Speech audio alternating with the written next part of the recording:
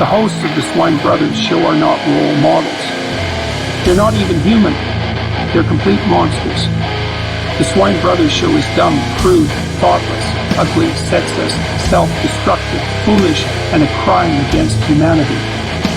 Some of the things they do would cause a person to get hurt, expelled, arrested, possibly deported. The fact they blatantly ripped this off from another source should be an indicator of their shameless depravity. This extreme in bad taste will offend anyone with a working brain, so listening discretion is advised. If you're still here, welcome to the sewer of the internet.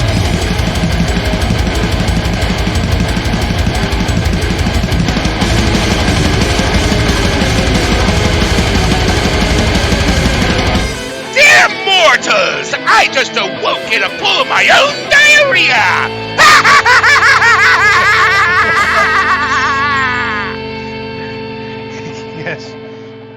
Yes, welcome to the Swine Brothers Show, episode 205. You can email the show at cosmicgodsdie@gmail.com. Contact us at facebook.com/swinebros666, and Twitter is Twitter at swinebros666. And I have access to Twitter. Jim has access to Facebook, so you know who to bitch at if you want to bitch at someone. I am your host, Elliot Lindemood, and my co-host. I am the Jim, the seeing eye mutant, and god Very of quiet, drugs. Jim. I am the god of drugs. Fuck you. I can't be that quiet. There we go. That's better. Yes, Happy New Year, I guess. Is it too late to say that? I don't know, and I don't care. This is the first show of the new year. Yes, it's after my birthday. Yes, happy birthday. Where I went to work. 6 more weeks of nuclear winter, apparently. Mm-hmm. And I have moved out of the house, the old house. This is the first episode of the show not broadcast at the old house since Friday after Thanksgiving 2015, where I was in a trailer park in Paso Robles, California, where Jim was on that episode. I remember we talked about our favorite condiments. I guess. I don't remember that. Yeah, I do. I do, yeah. Was I anywhere near conscious?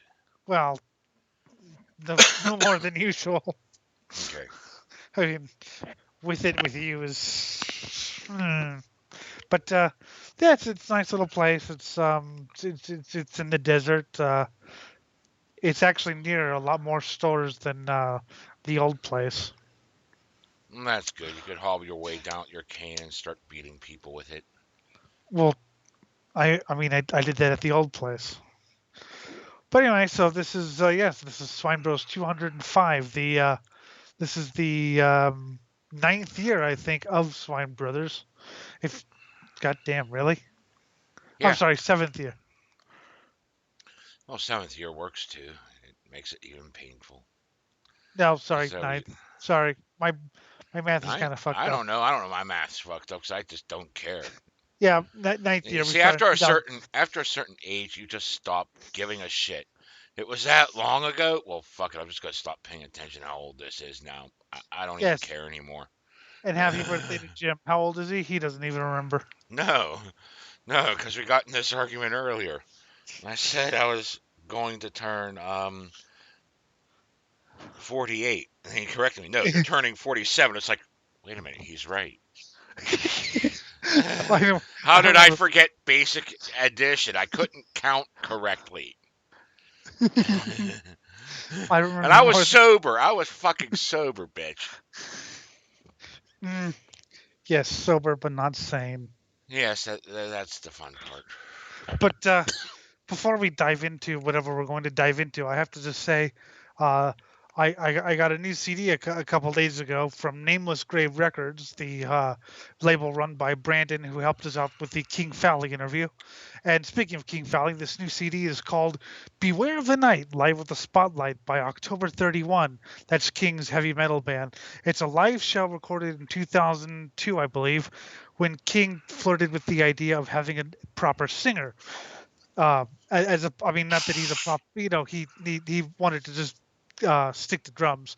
So we hired Tony Taylor, who's best known for Twisted Tower Dire. They recorded a single and a demo and did a couple live shows. And this is a soundboard of a live show plus the single and demo. You get a lot of originals. You also get covers of Saxon's Power and the Glory, Witch Killers, Day of the Saxons, and Judas Priest's Electric Eye, which I know you are a big fan of. Yes, I wanted to make a fucking video game boss based off that whenever I had Mega Man Maker or something.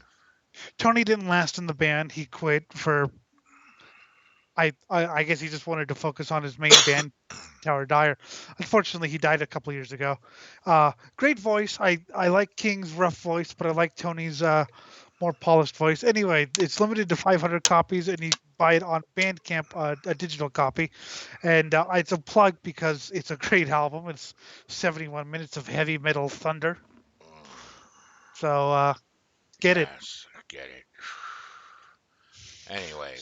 So what's on the clown show tonight? Well, we were speaking of bands, and so I started mentioning some of the skits I made years ago for the band Motler, which never came into being because it pretty much turned out to be an excuse to go drinking, but there was so much thought poured into it. Like, I try to get practice going. It's like, let's do drugs instead. Okay, drugs. That was me back then. And the whole thing started off, okay, a couple years before we even knew what the fuck Gwar did, we wanted to do an extreme theatrical act. And we're sitting there and we're babbling about, killing things on stage and, all this other stuff. Then, I ate a bunch of acid. Stern ate a bunch of acid. We went with this Gwar fan to go see Gwar at an abandoned fucking warehouse, and they were playing with ICP, opening for ICP, that is. Yes, which is blasphemous, but go on. Well, they're out there, and out came a character of Monica Lewinsky, and you hear people screaming, and she had her breasts exposed. Everyone's screaming tits, tits, tits. Wait. Before you, so I've heard the story. So you had all these ICP fans up front or talking shit about Gwar. Yeah. Right, well, and one kid was even like, "I'm gonna be front row and center to see ICP, all in clown makeup." Yeah. And then out came the Monica Lewinsky. Everyone's like tits. Then she knocks on this little door that says White House office. Out came Bill Clinton, his cock's exposed. So everyone's saying tits, cock, tits, cock. Yeah, the ICP fans are into the whole sex thing. Yeah. Then Gwar rips down the walls. Okay. Rips off Monica Lewinsky's tits. Rips off Bill Clinton's cock. No, I forgot to mention the one vital thing. Monica Lewinsky stroked off fucking Bill Clinton and he started jizzing on the crowd. And all the ICP fans were looking around shocked. Like they didn't know what to do. Then Gwar came out, ripped off her tits, ripped off his cock. Blood flew. The clowns were running for their lives. And all the Gwar fans were just up front and center. And I'm on 6 hits of acid while this is all going on around me. I'm like, oh my God, this is the greatest thing ever. And it totally changed because we were going light ball. After seeing that, I was like, no, we have to be more extreme than this. More extreme than Gwar. Mm-hmm. That's not easy. Well, the mythos of the band was, okay, because I was so inspired by Gwar, I wanted to weave them into our mythos, but not directly name them, so that way, if we ever got big enough, we could battle them and not know Odorous was my father. Yes. That was the plan, anyway. And if that didn't work out, oh well, then we didn't know who the fuck father was. Oh well. But what happened was, I was the first human ever born. And the apes threw me out, and I learned how to make my own technology, basic, stone weapons and shit. So I went back, waged one-man war on the tribe, killed them, enslaved them, and then aliens abducted me. So I was a prime specimen of warfare, and they experimented on me Nice. over the next few millennia. Nice. And eventually, I'd worked my way up to the point under their service as one of their top generals, and I went to go conquer this world of the Scrotosaki. Now, the Scrotosaki, the women had pelvic regions and asses that reached out about like 12 feet. The men had a giant cock, like as big as a leg, like a fat man's leg that was like 12 foot tall. Yes. So That's they I went to their gladiator pits and killed them. They decided to celebrate by injecting me with crazy space drugs, which completely warped my brain, and I saw their god, Cyber Death, who decided to make me an apprentice deity. So I couldn't have sex anymore because I had to take a oh vow of celibacy. But he said nothing about necrophilia. In fact, I asked, could I at least fuck a corpse? Yeah, sure, as long as it's not procreative. Okay. So necrophilia was on. yay necrophilia. And I went on a strange holy war with them, changing sides from the, alien species I was to this new religion thing, and began going on a crazy holy war. We somehow, in our drug fueled state, went to the end of time and condensed the energy released from the heat death of the universe into my armor, making it doom plated armor. I We went to hell and took a huge chunk out of hell with us and put it inside our engine to fuel our spaceship. And that was the Doom Driver engine. The Doom Drive. The Damnation Drive. Sorry, it was the Damnation Drive. And then during like some intoxicated fury, we started to run out of power because I fucked up the engine somehow. So now we're accidentally summoning, demons from hell and dead people and shit. And I don't know what the fuck happened. That made us disempower our main weapon, which we called the Gwar gun. Fueled by human souls, one shot would blow up a planet. But you have to fill it up with souls first. But because I damaged the drive, we only had limited ammo for it left.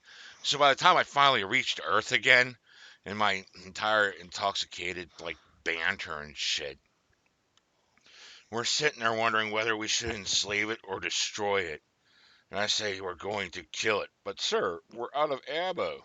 Fuck it, we'll wreck right into the planet, drive straight through the middle, and it'll be destroyed. So we fly into the planet and don't make it the whole way through. In fact, we wrecked into the ocean and slammed right into the lost continent of Atlantis, where I ordered Oops. people where millions drowned doing this to rig up Nice. the spaceship engines to the bottom of the continent. And then we made Atlantis rise from the ocean and fly overhead. Neat. Then, while we're going around, we found the transmission from this fucking religious Channel 69, all Jesus all the time. And we just decided to just land right there, rip off their fucking TV station, pretty much massacring everyone inside and, doing vile, nasty things to brainwash and enslave. And we had summoned like all the ancient spirits of the planet that were like there and they were part of the band. And we decided we were just going to go conquering people as a heavy metal band to lure them in. And then either, indoctrinate, enslave, or slaughter. As we flew around Atlantis. And Atlantis, because of the damnation drive being there, had this weird property where people never truly died. Like you could kill them, completely dismember them, and they'd be back because hell was right there. A chunk of hell was always with us. And occasionally, Hitler would come back to visit and we'd kill him. Just different demons would come out, we'd kill them. Stalin would pop out, we'd kill him. And he'd come back and we'd kill him again. So you had all these theatrical stuff planned out. Uh-huh. What about the music? Oh, the music? Yes. Yeah, because we never really got together to practice, everything sounded like a fucking electric funeral. Just at different speeds and picking, because, like, I kept trying to practice. It's just what we kept doing. And I mean, the things that actually sounded different sounded kind of like garbage because what Stern would do is like, listen to this. And he'd bring out, like, he put a fucking electric toothbrush into the end of a electric drill and use that to strum his guitar. Stupid. See, I was lazy and I just formed a. I wanted to form a Dave Brocky Experience and Death Piggy cover band. The Gwar side bands. Yeah. And they were like, well, what about Gwar? And I was like, well, what about the punk stuff that Gwar never plays live? So we did that. We had like, prop store masks, not like masks, not like Gwar masks, but just like with like we were these random monster masks and fake blood. But it was, so we were more interested in playing backyard shows than. We never played a show. We kept trying to do shit and, like, let's just do more drugs. Okay. And But, and a like, lot of things got really evolved. The writing, I had the design for my own flaming sword and nice. shit. I was starting to make it, and then, like, I ended up moving on my dad's and forgetting what the hell I did with this shit when I left. we we and by the way, our backyard shows lasted like 2 hours because a lot of it was just banter, like little skits and shit. But like they were totally improvised. It was just a way for us to, make fun of each other Yeah. and find out play But you something. actually played shows. That's a step above what we did. Yes, but it sounds like a lot of fun at least. Oh no, what we did was, like, just pretty much banter everything out. Like, we got Stone one day and Stone was like, "Yo, write a song," and I forget everything I wrote. But and the only thing I remember today is that we saved a live burning baby to eat up with dog shit gravy. Oh, praise Lord and pest ammunition. Praise Lord and pest ammunition. That's just marching down the street. Nice. Yes, definitely dog shit gravy. Yeah, eat up a live burning baby. But we never wrote our original songs. Although I did have a noise grind band and we did songs like I'm Grateful Jerry's Dead about the Grateful Dead. Mm. And my favorite, Ode to Dimebag. What's Ode to Dimebag, Elliot? Oh God, Well, yes, we know what that is. Anyway, it, continuing it, it, onward. yes, well, Yes, you called him Dirt Nap Daryl. I don't agree, but no. So, Ode to Dimebag is at the end of a show, the guitarist makes these like squeal noises, like he used to do, wee, wee, wee, wee, wee, and then at the end, the drummer hits one snare drum to simulate a gunshot. that's even worse. I like it. Well, yeah, we almost got killed when we did it. Yeah, you probably would have. Yes, I agree. Uh, I, I would understand what's going on, and I'd probably just wait for the violence, because I appreciate what's going on, but I know what's coming next. Yeah, well, one of them was like, I'm just gonna go off stage. I was like, you coward. Of course, she was the one with the brains. Hmm. But yes, to Dimebag. But yeah, so you guys had a pretty cool Mythos kind of thing going, and then, like, mythos thing, yeah. we had there was all kinds of shit that because, like, after seeing Gwar, like, we went from, like, this really light school, like, yeah, this will be cool and that would be cool. Then we saw Gwar, and it was like, okay, now I gotta ramp that up to 11. And I mean, one of the scenes I came up with was like, okay, you're in this, like, really shitty interior home, interior of a home that looks like completely ghetto. There's like a giant drug party going on. And right in front of the door of the fridge is some guy getting a blowjob. And you hear him say, I'm gonna come, I'm gonna come. Then his head gets blown off and there's a giant hole in the fucking refrigerator. And my character, Kamikaze, God of Drugs, walks up to the fridge, pulls a beer out of the hole he just made with his fucking space age cannons, cracks the fucking beer bottle open across the bitch that was giving that guy head skull. Starts drinking it and there's still all this crazy drug activity going in the background. And it looks bad, and just throws the beer bottle at someone else, and it breaks open on them, and they're now rolling around in broken glass. And then he walks outside, and everything is pristine, fucking 1950s style sitcom suburban life with Uh-huh. guys watering the lawn, and everyone's happy. Hi, hello there, Mr. Kamikaze.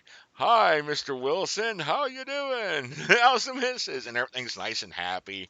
And I get inside my 1957 Chevrolet Bel Air. Nice. And I sit there and I start the engine. Then Mr. Wilson flies right into the windshield, breaking it, and he's broken, bloody, with like a fucking sword through him. Just as I'm about to pull out of my fucking parking lot, out of my driveway, and fucking I throw it back in the park, and I'm like, it's just gonna be one of those days. I open the door, and now there's this giant war happening in front of on my front lawn. I just run up and start killing things in the middle of it. Nice. It also seems a lot more thought out than Gwar originally was. I mean, Gwar stumbled into the whole costumes thing because of the space pirate movie, and Mhm. then for many years, you know Brocky would say something in an interview that would be off the cuff, and then they'd, oh yeah, that happened. That's what amuses. I mean, Gar was a lot more character than say Kiss was. They had characters, but they never really took the mythos that seriously. Um, they. And I Gwar mean, they. Mythos evolved. I mean, I remember whenever, one of their newsletters said that the Big Bang was the master of farting. But then recently, sometime within the past 10 years or so, they changed it to the master took a shit, and that was the universe. I was like, I liked it better when it was more effortless, like a fart.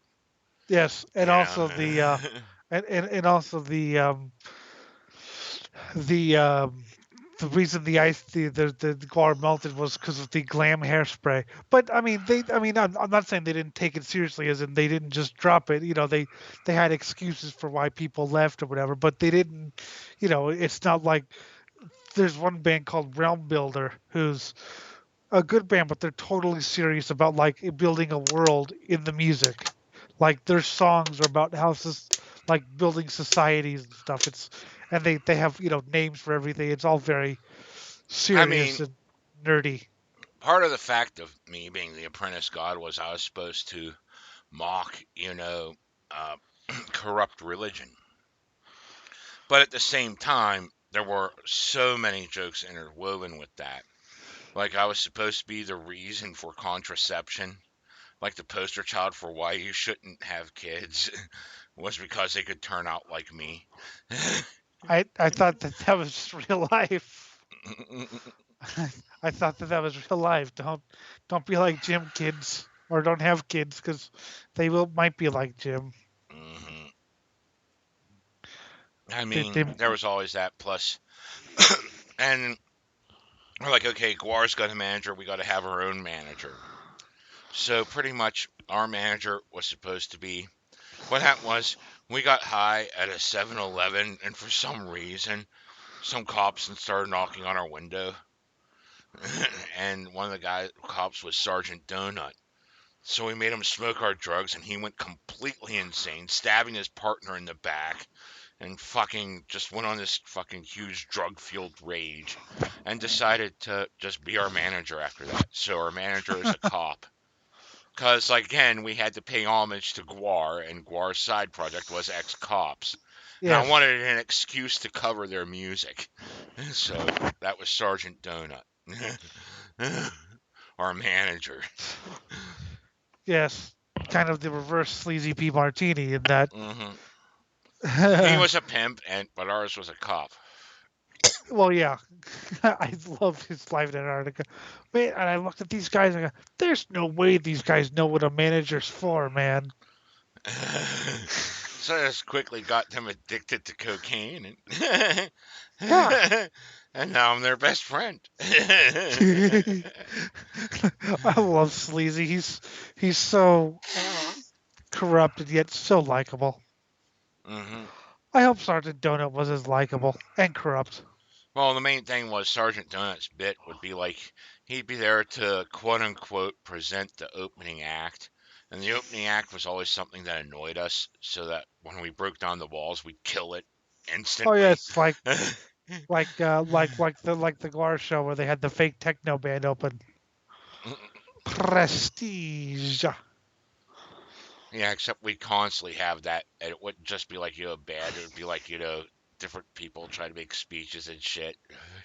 Get the crowd all riled up and hating these people, so that when we came out and killed them, it all got better. That's a guess.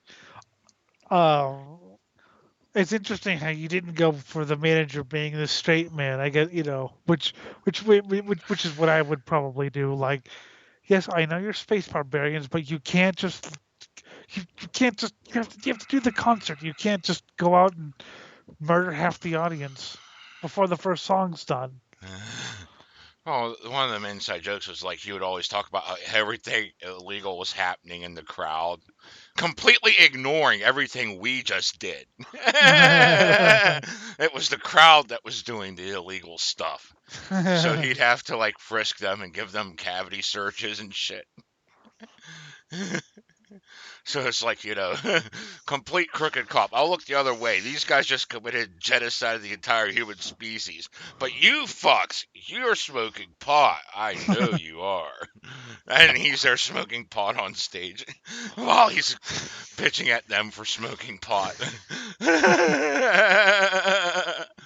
That's pretty much every cop ever, though.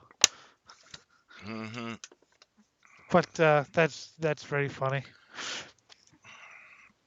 Oh, I fuck. just I just like the oh no, they're going into space again. Oh no, they're going into space again. Nah, that was. We couldn't get back this space, not because we didn't have the tech. We're flying an entire continent. We're wasting the tech on flying a continent instead of getting back into space.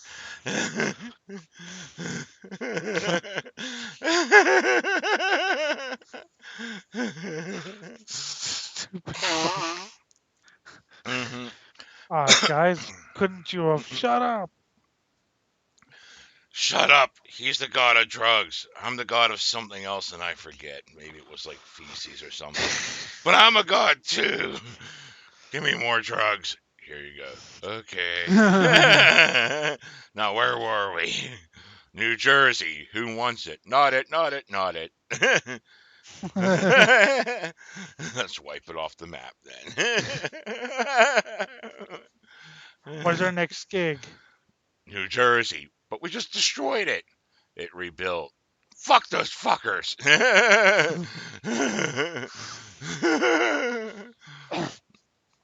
We never had a manager, but we had someone would go on and be like the straight man, like which I mean, you need someone to rein these people in.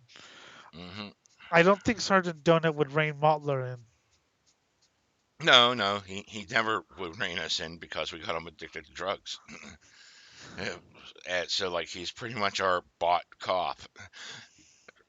Who's no longer a cop, but he still dresses like one and acts like one, and does his police duties, even on Atlantis, running the prison and all that, which is pointless. Why do I Okay. do it? I don't know. That's Okay, pretty perfect, much, brother. there was a skit that was supposed to be labeled Kamikaze's Drug Factory, which was supposed to be a parody of Willy Wonka and the Chocolate Factory. I forget what the hell I had with Pure Imagination, the first few lines, but I remember The part that goes, if you want to smoke crack with me, simply grab a rock and smoke it. If you see my cock, outstroke it. If it spits, don't think you broke it. And I just jizz all over the midgets playing kids. Like, I have midgets there playing kids. And like one of them be like, that tastes better than daddy's. Then we all look at the guy that's supposed to play the father. He's like, what? Both pedophilia and incest are legal in Atlantis. And I go, yes, but so is murder. Well, you got me there. I'll blow the whistle and out come the crackhead whackheads. Crackhead, whackhead, whackety doo. I've got another sodomization for you. Crackhead, whackhead, rackety. You won't get far if you listen to me. What do you get when your mom is really fat and she plays with genitals like a Siamese cat? What do you do when they're coming for you? What in the fucking world do you do? And at this point, one of the crackhead whackheads has like 16 shotguns centered around his head. And he looks around him all paranoid and he just says, I don't like the look of it. Bang! Take out another from sodomization, What? because that way it's actually in rhythm. It's not supposed to be in rhythm because we're on drugs, remember? I'm a stickler for rhythm. But Because the whole yes, thing is supposed to be a huge drug-fueled orgy. That's why some of these things are intentionally out of time. Because it's like supposed to emulate. Even if you're sober, it automatically emulates, I'm on drugs. Fuck you. I like That was the joke, and you failed at the joke because I had to explain it. Yes, well, I'm a stickler for shit. You know, it reminds me of what Dave Mustaine said. Hey, I might be on heroin. That doesn't mean I can't get the time right. Yeah. He played better high than he plays better now sober. Yeah, well, that's Mustaine.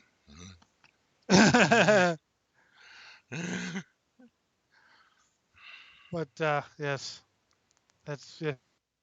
Hell, yeah. Now I have the macabre version of Willy Wonka stuck in my head. Good. Jeffrey Dahmer in the Chocolate Factory. But yes, a thing of Jim in the kamikaze drug, Jim in the drug factory. That's very funny. And the whole thing was the whole entire movie was supposed to be someone channel surfing, but we had taken over all their TV stations locally because we hijacked the religious one and did fucked up things to the antenna. So every channel they channel surfed to was another one we were in charge of. And it just corrupted everything. So as they're trying to watch TV, it's like, okay, this isn't half bad. Then they switch it, and it's bowling for semen. God, no, I don't want that. Don't want that click. You would not want bowling for semen. And the next was an editorial by some lady that was bitching to the governor of Atlantis because she was raped in the middle of the street and the guy asked her which hole she wanted it in. And she was bitching that it sounded like it was consensual and she wanted actually raped. Why the fuck would she move to Atlantis if she wouldn't get raped every day? You fucking bastards can't even get rape right. I'm suing this city because your rape standards aren't brutal enough. I like to picture like the guy's channel surfing. He's like, why isn't the FCC like doing something about this? And then he zooms over to the FCC building, and the guy's watching like catatonic, like his just brains just shut off. No, he switches over to the FCC building, and they're getting the government death squad after us.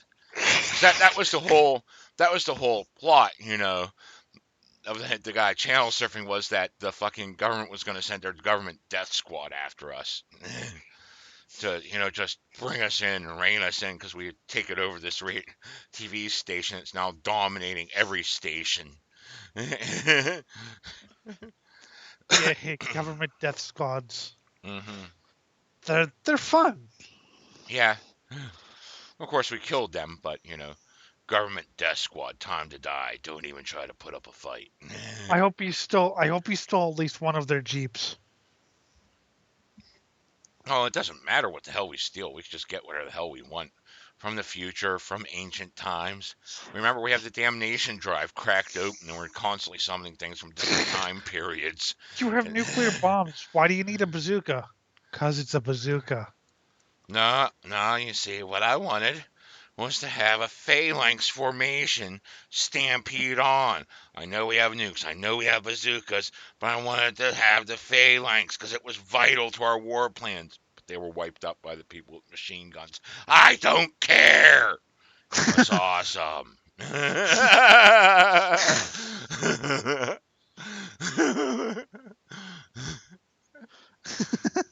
But that was your little dream project there. Mm-hmm. I mean, someone wanted me to go over a lot of things. There were a lot more skits and shit I'll be getting into. Which is the whole entire reason. But, I mean, so, I mean, you had ideas for it and stuff. And it but never I'm went. sure. Yeah, it never went anywhere because we didn't really work on it. Every time I tried to work on it, they said, let's do drugs instead. So we did drugs. And nothing was ever done. The best laid plans of something or other. Yeah. But hey, I mean, but look at the people that actually worked on things and took a chance and did shit, instead of sitting there crying, oh, boo hoo, I never did. I'll never be able to achieve it because the odds are against me, or doing what we did, thinking, yeah, we're going to do this, then constantly getting sidetracked. If you actually worked on it, they did things with it. Like I said, look at Gwar themselves, people were basing them off of. They just kept going with it and actually worked and did things.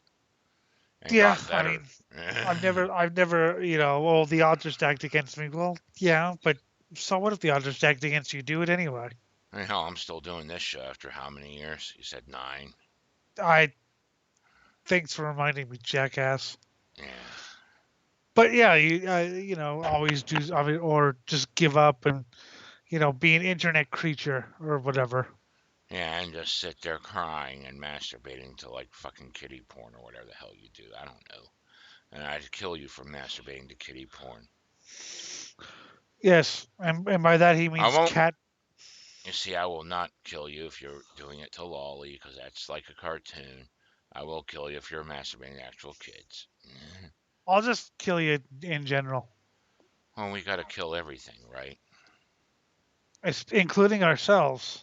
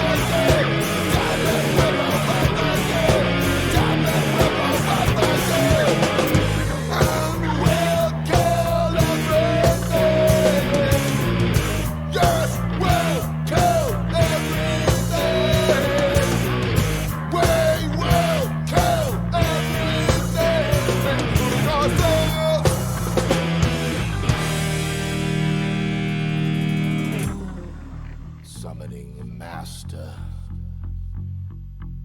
call forth his form most vile, champing mass of questing flesh, protoplasmic pile,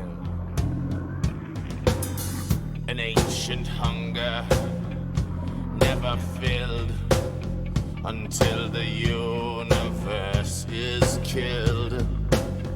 The endless host of merging soul that's sucked into the feeding hole. Gods and goblins, casting gold, ragdoll bitches, black money. Please pay attention to the plot as I kick out this monster's snot.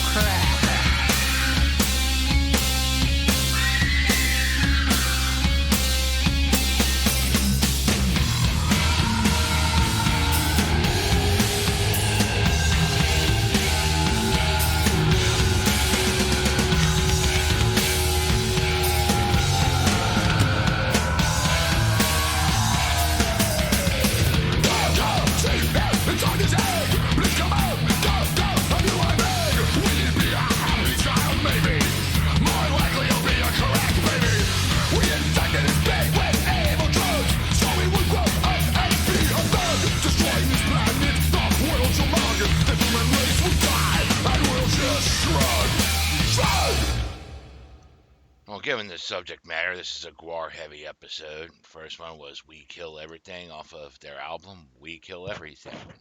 Which is an underrated album in my opinion. Very underrated. I Even know even the people. band tries to distance themselves from it, but I think it's very good. I think it's pretty good too. Not their best, but certainly far from their worst. Hey, we covered most of it. hmm And the second one was Cracking the Egg from America Must Be Destroyed. Probably their most known album. Yeah. And there's this little story behind that song because that song kind of mutated.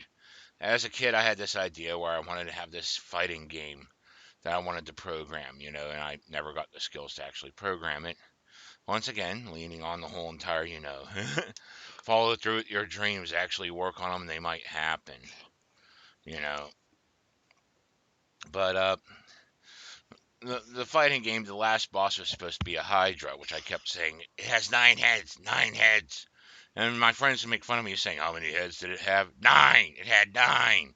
And I knew they were making fun of me, but I played into it because I didn't take myself that seriously. But Yes. that was my childhood thing back before I did drugs or got into anything really hardcore. And then, after hearing Cracking the Egg, the whole thing evolved that, Hydrax, our little pet Hydra, came from an egg that was made out of crack. So we had to smoke the crack egg in order to hatch them. So we got high on crack while trying to hatch a Hydra so that we could have it rampage across the land. Then for some reason we decided to kill it.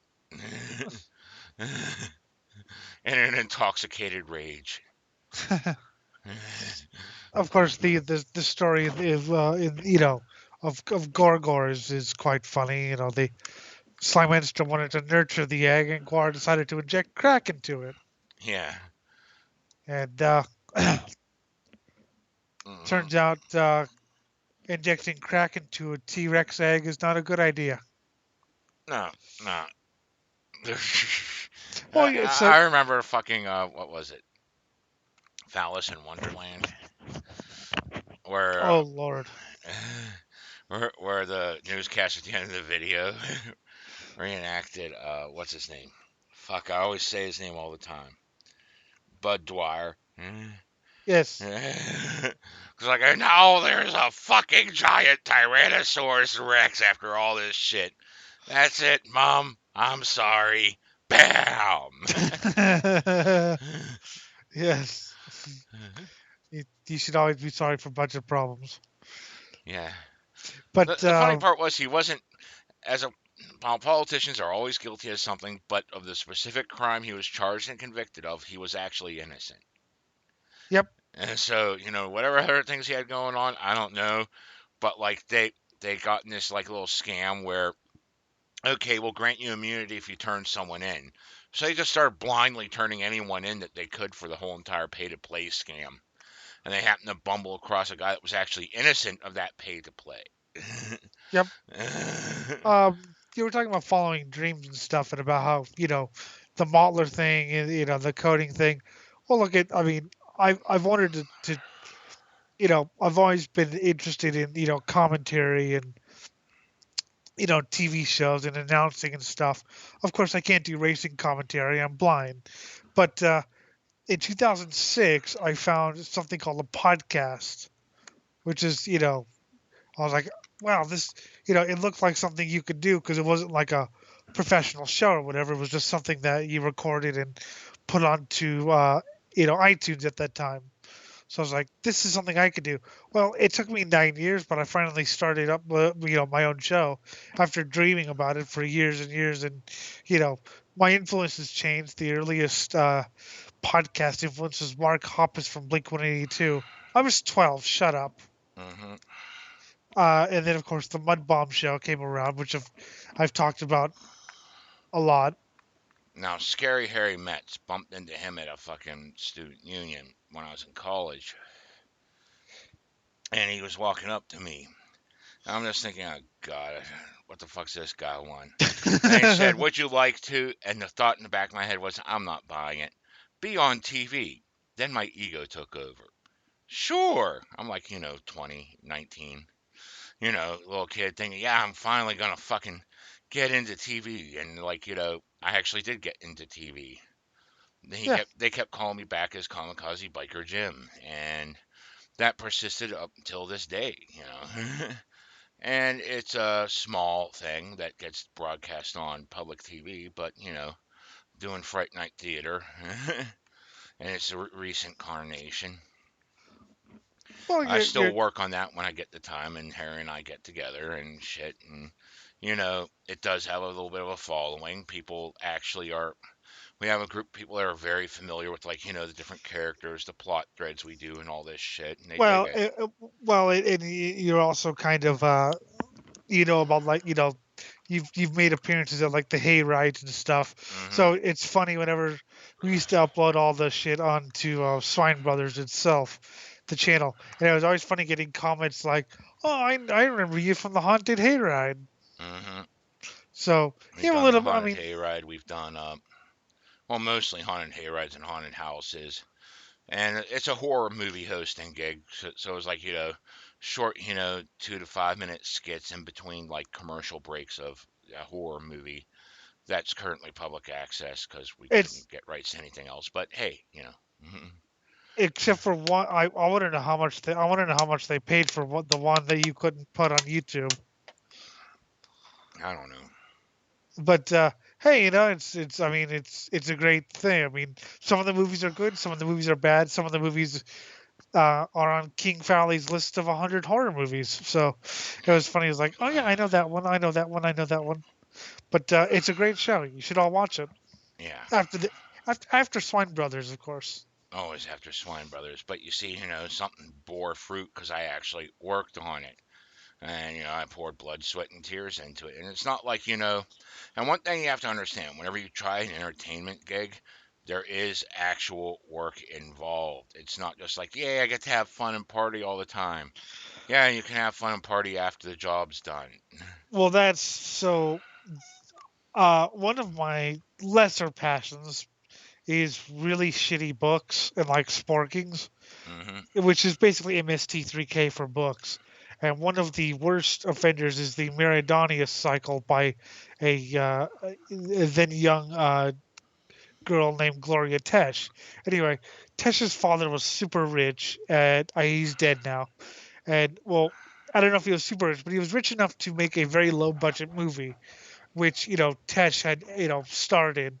And someone pointed out that you could kind of see she looked bored through the entire movie, and they theorized that she realized, oh my god, movies are work. It's not just blow in, say a couple lines, then blow out.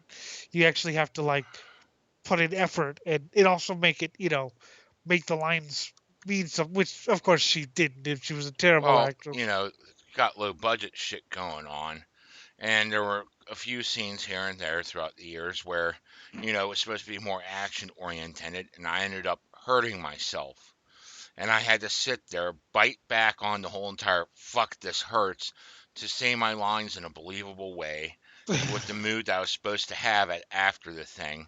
And then after he said cut, I'm like, God damn motherfucker, this hurts. I But find like, your pain hilarious.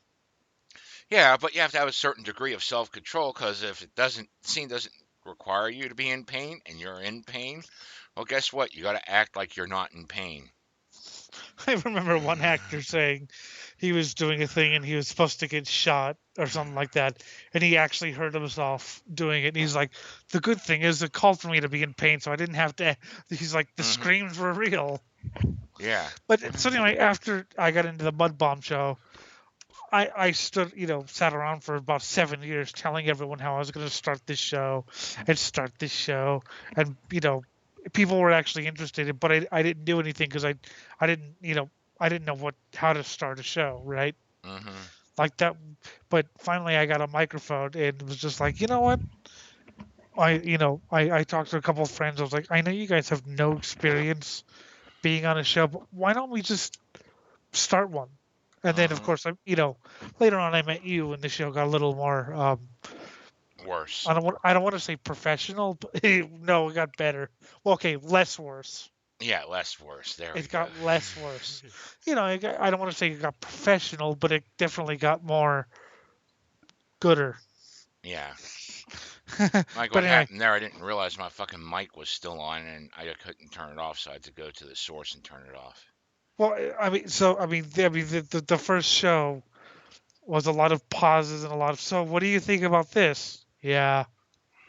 It's just- I think this is taking up space on the internet. And then you got me, who actually has a bit of experience being on TV and shit. It's like, look, this is what we're doing. And I Yes, and remember at the time I was really into sharing all the articles about the Wokies and all this shit. You're like, oh my god, people are like this. It's like, yeah, this is real, and they have the microphone.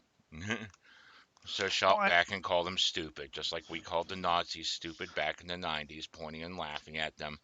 And that left them crippled until the Wokies took them way too serious, and now they're in the spotlight again. Gee, I wonder why. You took them seriously. We were supposed to point and laugh. yep, and debate them with actual reason, not just screeching. But so I always knew they existed. I just didn't know people took them seriously. I mean, I always knew they existed, and they were the ones that everyone laughed at. And oh, don't pay attention to them. They're the crazy minority. So I was like, I thought you guys were just swallowed conservative talking points. I was like, oh come on, this because conservatives have said that for years, right? That all the left are blah blah blah. Mm-hmm. Even when the left are defending their right to say that. But like Noam Chomsky representing or saying that a Holocaust denier had the right to quote him in his book, even though he's Jewish. Um, but it was like, yeah. So I thought that they were just the silent loonies, and oh wait a minute, they're taking over. Mm-hmm. And but yeah, so you had experience. I had dreams and sort of a broadcast type voice, just from listening to all the people and stuff. You listen to racing for, ever since you were about 2, and shit's gonna rub off. Yeah, But and now it's actually gotten deep to the point where, like, you could do something with it. yeah, like murder you. Yeah, you're not at my point of, like, sounding like death Yeah, well, yeah, yeah. incarnate. Well, 2015, I thought I could do something with it, but listening back, I'm like, wow, this guy's really inexperienced. Oh shit, it's me. Mm-hmm. Wow, this guy doesn't. Oh yeah, that's me, huh? But Yeah, had to start somewhere. nowadays, I mean, I remember how I was when I first got on TV, and it's like, oh God, no. Because now I have experience at it, and I'm looking back, it's like, oh God, no. I mean, yeah, it's still funny. Yeah, I still hit most of the cues, but there was so much where I had my own head up my own ass so far, and like I fucking did things that were like just like no, no. that's why I started the show when I did, rather than waiting for, some like willing co-host. Where I was like, you know what, I'm never going to learn unless I start. Yeah, You know, I'm just going to dream. Talk about it, talk about it. Because I've done a lot of projects that I've just talked about. I mean, that fucked up society demo. There was supposed to be at least 5 more demos. I recorded one, but I could never figure out how to send it because I didn't have the right cord for the recorder. So I hmm recorded the drums and the vocals, but couldn't send it. Anyway, but I kept talking about a new demo, and finally, nothing ever happened. And now people make fun of me for it. But so this could have been one of them where I just talked about it and talked. But I was like, you know what? I think my first co-hosts were Eric, Mason, and that Justin guy. Not the guy we know now. I mean the weird redneck Satanist guy. Wait, that is the guy we have now. Okay, the other weird redneck Satanist guy. that's not you. Okay. that no, that's not Flem. Oh, No, okay. Flem's the redneck. I'm not a redneck. What the fuck? Mm. Anyway, so he wasn't. None of them were very. None of them knew what they were doing or whatever. Mason had done little hangouts and stuff, but Mason with his weird ass Daffy Duck voice. Hmm. I guess he's trans now, apparently. Oh God. Because you gotta do what everyone else is doing. If everyone else is Yeah, trans, you gotta be trans something. I don't know. yeah. A friend of the show actually found that and told me. I was like, "What the fuck?" What the fuck? Yeah, really. It's like just follow the herd, another cow. It's like okay. Yeah, You know, last it's time one thing. I mean, if he's actually that way, fine. But the way he was on the show, well, it I saw, sounds yeah, more like I'm going to be popular. yeah, I saw no evidence of it. I mean, he had a girlfriend and stuff. I saw no evidence that, although he was pretty unstable. So it's the same thing with like Anarcha. I don't know if you remember, but when we first talked to Anarcha, the bane of the show's existence, within about 5 minutes, he told me he was going to transition into a woman. I don't want to say Yeah. 5 minutes, more like 2 minutes. I'm like, okay, if you want to do that, that's all well and good, whatever. But Why are why you would you? coming out 2 minutes to complete strangers Yeah, and then of that course, no don't know you, have no sympathy for you either way, don't even hate you yet? You know, and it's just like, okay, why are you doing this? If it's like a real problem that you need to, well, or something you really need to do, then yeah, okay, maybe you should and talk of with people course, that you actually care about you. Do you have friends? and of course, he didn't transition. Now he thinks transgender is a mental illness. Oh, because that's what's popular in his atheist circles right now. Oh yeah, well, he's also left the atheist circles. Oh, he did. So Okay. yeah, I guess that's because like someone popular said that like the atheist circles were bullshit. So now what? oh yeah, He's gotta yeah. be Now he religious, but he doesn't know how to be because he's an atheist. now he makes unlistenable piano ballads for his cat. Okay. His music is not as noisy as it used to be, but it's still very unlistenable. Yay, very But anyway, unlistenable. but Maybe anyway, he'll so actually get better after 10 years. no, and he but no, because he has fans. He actually has fans, Jim. Mm, Like weird art creeps or whatever. mm, Weird art creeps actually like his unlistenable stuff. I personally can't stand it, as you can tell. yeah. But I haven't sent them to you because I was like, well, you're gonna kill me if I send them. Yeah, I probably would. But these were early people in the show, and these weren't ideal guests. These were not ideal at all. I mean, I like Eric, but he's And there was shy. that period where like you just posted the fucking link to join publicly and we got weirdos in.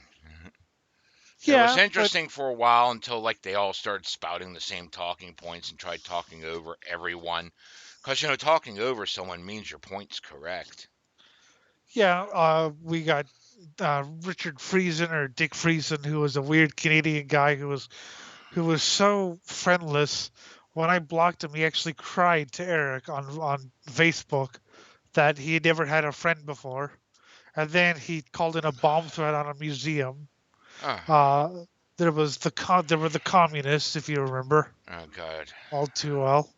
There was my favorite, which was Ian Smith, the yellow guy. Yellow. I invited him on the show just to make fun of him. I Yeah, mean, yeah. How do you conceive of yellow? It's the secret to learning how AI could be programmed to be I more I human. understand. See, I understand what he was trying to go for, but he was way too high to make a point. Like, I He kind was of understand high. what. He was high. I thought he was just like normal millennial. Oh no, no, no. He was no. He even mentioned he was blazing. He said that was the only way he could function.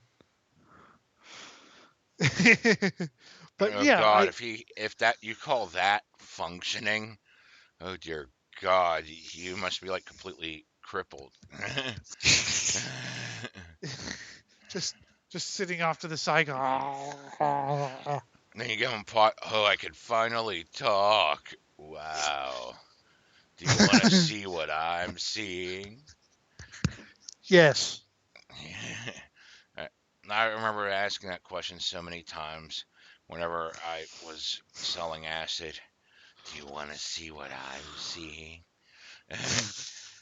And then I just cut off a piece and feed it to someone. Nice.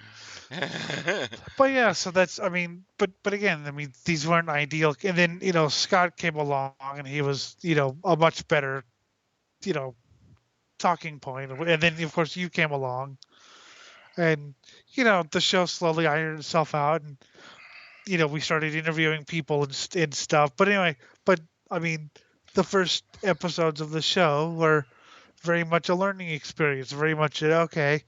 Let's Then we went through about what, like 100 or 150, where like we did the news article thing, and then like I just got so burnt out on fucking politics. Well, the last couple ones, I felt a distinct lack of involvement from either of us. They were just very I mean, I still like news articles if they're funny or whatever, or if they're, and also we can do YouTube clips now as well. Mm-hmm. But yeah, I got so burned out on politics, and finally in 2020, we were like, why don't we just talk about like that episode, First Internet Memories? That really did feel like a rebirth. Yeah, we kind of just needed to back away from that because like politics is always bullshit. It's a no one ever wins it because there's no one is ever correct. There is no solution to anything, only a trade-off. Someone is going to suffer to benefit someone else. That's all politics is. And that was the first show where we started playing music. Mm-hmm. Which was an idea. I mean, I was a little afraid that we get copyright struck from YouTube, but that hasn't happened. Although we have gotten banned in like North Korea and Syria and Iran. Yeah, well, it's always nice to be banned in countries. Piss them off because freedom of speech. Fuck you. It's nice to get banned. It's also another reason why we're set to like adult viewing, because even though this show is meant for a younger audience, the kids got to know how to disable the parental locks. And trust me, you kids know more about tech than your parents do. So you're going to be able to disable it a hell of a lot quicker and a hell of a lot sneakier than they could ever think of. Unless they're like a actual, computer net junkie, then they might know a little bit more than you. But chances are they don't. Allegedly, the show's for kids, but actually, it's for people who are 18 years or over. And that prime 18 to 24-year-old range, which might include 13 to 24, but and no, it really doesn't. If any kids circumvented it, that is completely out of our control, and we cannot be held responsible. Yes, because we didn't tell you how to do it, because I don't even know how to do it, because I never enabled them in the first place. Oh, I know how to do it. It's really easy. Oh, there you go. You just created a YouTube account and allegedly put in the wrong birthday. Yeah, just put in, you were born in 1976, and it all works. Now that's alleged, of course, allegedly. and I don't. I mean, maybe, and maybe I don't condone that. Yeah, maybe. I don't even know if that'll work anymore. I don't know. I haven't created a YouTube account. Yeah. A long time, but yeah, we can't. Jim wants us to die. Yes, all wants to die. I'm sure you can always say, Jim, shut up. Yeah. You're not supposed to say this. That just reminds me of like whenever I was hanging out with my buddy Jeff, rest his soul. Fuck. We this is before we started doing drugs or anything. And like I'm sitting in his basement, he hands me his phone because he's got to go take a piss. While and I'm talking to his girlfriend. I'm doing nothing but talking smack on him, and left and right. And he comes back, hears it, sneaks away before I notice him, grabs his crossbow, hides it behind his back, and he comes back. He's like, Jim. And I'm like, oh no, she says that she won't talk to you anymore if you kill me. Oh, I'm not going to kill you, Jim. I'm going to maim you. She says that she's not going to talk to you if, and this one he pulls out the crossbow. And I'm like, no. Patink. Ah, it fucking hurts. He shot me in the ass with a crossbow bolt. Oh my God, it's bleeding. This is true friendship here, kids.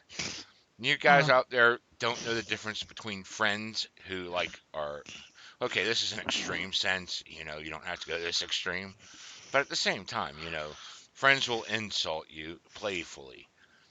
Sycophants will always kiss your ass to try to make you feel good, and it's usually so that they could step on you and backstab you later to advance themselves. So don't pick up sycophants, get real friends. But also, there's also people who will insult you, just because they're assholes. So you have to, kind of find a middle ground there. Well, you have to know who's the difference, Yeah, you because have to some know. people are actually bad to be around, but others are Yes. okay. I mean, hell, I actually learned how to socialize with people without sounding like, a complete erudite fucking sack of shit. Yeah, I can tell. But yeah, well, I mean, I you I know why did you sound like erudite whenever you're trying to socialize with, because I had a reason for it, but what was your reason? Well, I wanted to prove I was the smartest. And while I was in the mental institution, I read a dictionary cover to cover. So I had a vast vocabulary of words I could use. Whereas And now Jim knows about 5 words: run, yes, eat. shit. I shit my bed. And I know enough words to explain that I shit my bed. I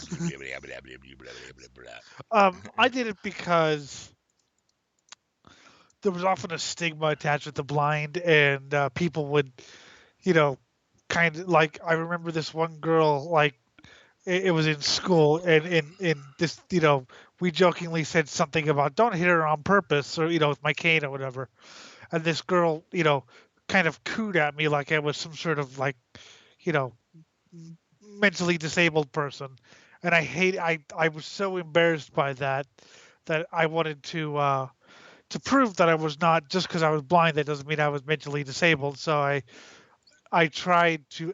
It wasn't so much the vocabulary, although I tried to make myself as articulate as possible, but I tried to act as adult as possible, which meant, of course, shaming. Oh my God, you're you know over 18 and you're still watching Disney movies, from your youth that you used to like. Oh my God, what a child! And it was all just to erase the stigma that I had other problems other than being blind. And then when I got older, I realized that it wasn't making anyone happy.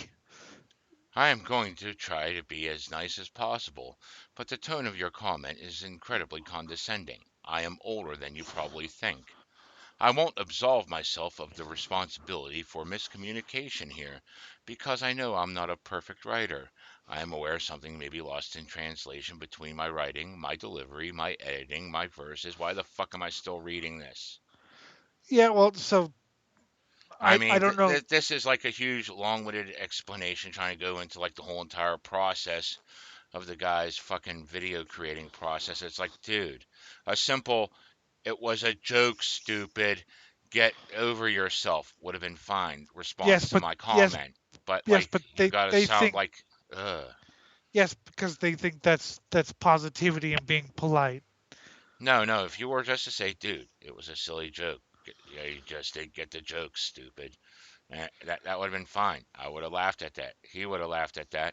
And we could have gone our separate ways on the internet. But no, I had to fucking make a 16-hour tirade. Yeah, I know that because my initial post was a bit long, but it wasn't like, sitting there and trying to, I don't know. It just came off as hugely like you have no concept of how to talk to people. nah, I've seen that. You've shown me the full version, and I've seen that so many times before. What they're basically doing? That's how they think polite people talk, is, you know very impersonal, very, you know. But that's actually them trying to be nice, when what they really want to say is it's a joke, stupid. So just go with your gut feeling. Hmm. I mean, Keep it oh, but short and simple and be like a human, not like someone that's worked at the PR department of fucking yeah, but McDonald's answering angry emails all the time, fitting in as much corporate ease as you can into a single sentence. Yeah, but if you say it like that, Jim, that's negative. We don't want to be negative. I want to see less negativity on the internet. That's the big thing now. I'm on Twitter, and that's all I see is, I'm going to say something. It's so like metal Twitter, right? And metal Twitter keeps talking about metalheads who always say, who never talk about music they like. That's always something, always something negative or whatever. But the only time I see that is when people are making fun of it. I always see people posting music they like. Hmm. So yeah, it's the big Everyone push right always now. posts music they like. Fucking I do it. The, I but honestly don't talk smack on any bands publicly. I don't sit there and go on a huge tirade why the hell this sucks, unless someone asks my opinion of a band that sucks or yeah, something I thought that sucks. Like, okay, I'll sit there and praise A Clockwork Orange. I'll sit there and praise Full Metal Jacket, most of Stanley Kubrick's work, if not all of it. I love that shit. I will say this is stuff you should watch. How I loved Doctor Strangelove, how I fell in love with the bomb. You gotta watch that. It's fucking hilarious. You know, and I say this shit, a lot of the time, but then, someone sits there and says, well, have you seen American Psycho? Oh my God, it was the most boring movie I'd ever seen. It's like, here's the exciting life of yuppies, except we're getting inside the mind of a yuppie that's actually showing what he thinks, which is, yeah, most yuppies want to fucking murder people. I know this. They want to kill the people they don't like. The homeless man proves that their politics is wrong, so they got to kill the homeless man. They fucking want to just, murder these people they find annoying or they find beneath them. And it's all, politics and fucking backstabbing, well, so social that's climbing. that's That's what that's Yuppies is. It something was boring because I've seen it a million and one times. I've interacted with way too many Yuppies. Oh, wow, look, he's making such a big deal about a fucking business card. Well, yeah, that's what Yuppies do. They find anything that gives them status, even a fucking business card, and try to glorify it because they that's want that something status to fucking social climb and backstab people with. that I've noticed in like if someone posts something about like if someone says, "Oh, corn is death metal," then yeah, I'm going to react to it. But that's something I remember a guy in a Discord server. I mean, he used to come up like randomly and out of context. So guys, like this guy, he posted Slipknot as a metal band, and I totally made fun of him. I was like, yeah, okay, and Yeah, well, no, what's I the mean, point of the story? I mean, we know that's like Slipknot's not. not metal. That's I mean, Yeah, Slipknot's not metal, but like, why the fuck are you going out of your way to say that you did this thing? You're trying to prove you belong. You just proved you don't belong oh because you yeah, don't yeah, understand why it's being done. yeah, for And cool you don't points. understand that, like, we don't go out of our way to fucking insult them for their musical tastes. Because, No, if they're a friend, yeah, I might go out of my way to fucking say your fucking taste in music is shit and your or slam if is it's Anarcha, garbage. or Your Anarcha. your slam is garbage, Elliot. No, it isn't. You are garbage. Shut up, Weird Al. Fuck. You Piss like Weird off. Al. Slam is fun, and you like Pantera. Shut up. I know, I know. How can you not like Slam? You like Pantera. I know, I know. From their glam days to their fucking, I think the glam days are much better. At least yeah, they're funny. I mean, it's pretty good, I like it. It's nice chill But back music, but I yeah, also like, Becoming and yeah, fucking a few other songs here and there. far beyond drivel. You mean? Yeah, I like Far Beyond Drivel. Yeah, yeah. Well, that's why I don't like you. But but yes, I mean we do. And yeah, sure. If someone we know posts something bad because he's an idiot, he's also claiming that genres are completely subjective. By the way, Oh, God, no. this is his name starts with an ST. Oh, God. Yeah, he's claiming genres are subjective because everyone hears them differently. I was like, in a way I agree that like maybe like the subgenres could be like, okay, is this black thrash or is this just regular black metal or whatever? But no, no, genres are not subjective. But he knows everything because he's heard of Pantera. Yeah. That's what You pisses see, me I, off. Is I remember whenever I knew everything about everything. Oh, God, I was, what, 16, so 17 at the time. It was great. yes, and he claims to be 34. You see, I could I'll bend enough to stick a dildo up my ass and suck my own cock. I'll tell you why that pisses me off though, because I've spent 12 years actually researching this, and actually getting to understand what genres are and how they work and what the influences are. So I hate to say it, but this is one of the few things I actually do know what I'm talking about. And when someone says something that's objectively wrong, it's kind of a slap in the face. Like, Mm-hmm. I know people let it go, but it's really hard to when people say some stuff that's objectively wrong. You know, So, I say socialism is feudalism. You're like, yeah, I understand exactly where you're coming from. You differ with a little bit of it, but you understand that in practice, it always turns into like there's an elite class that the party's like your divine right king. Then right below it is the nobles, which are their favorite people and shit. Then beneath that's everyone else that fucking just works to pump into the system and dies at their command. uh, That's every time it's been in practice, pretty much. but I mean, and I Doesn't don't mind. matter what's on the paper because I consider what's on the paper a giant con job. You could say, well, this, that, the other thing, not really big tries. Yeah, but you got politics involved. And when you Yeah, get a and fucking government involved, it always tends to give itself more power. And you've just given them a system which gives them the most power of it all. and I don't mind debate, but if someone's going to make statements and not hear debate, then that's not good. Hmm. Uh, yes, but And yeah. I may So I not be like the best educated in this. I do say, yeah, I am a capitalist, but I also recognize there's flaws with that. I fucking grew up during the whole entire Exxon Valdez and other fucking scandals that were coming to light in the late see. I'm 80s, early way more. 90s. And I was like, fucking, yeah, I want to destroy capitalism, but I want to replace it with this system where people go to work and make money and can spend it on whatever they want, which is capitalism. But I didn't want to call it capitalism because I didn't like the bad side of it. See, I'm way more to the left of you, but even I, think that there's a little bit of capitalism is not a bad thing. Like more of a. But of course, that makes me a fascist to the extreme left because I allow a little bit of capitalism in, therefore I am a fascist. Even Soviet Russia had to allow some capitalism in.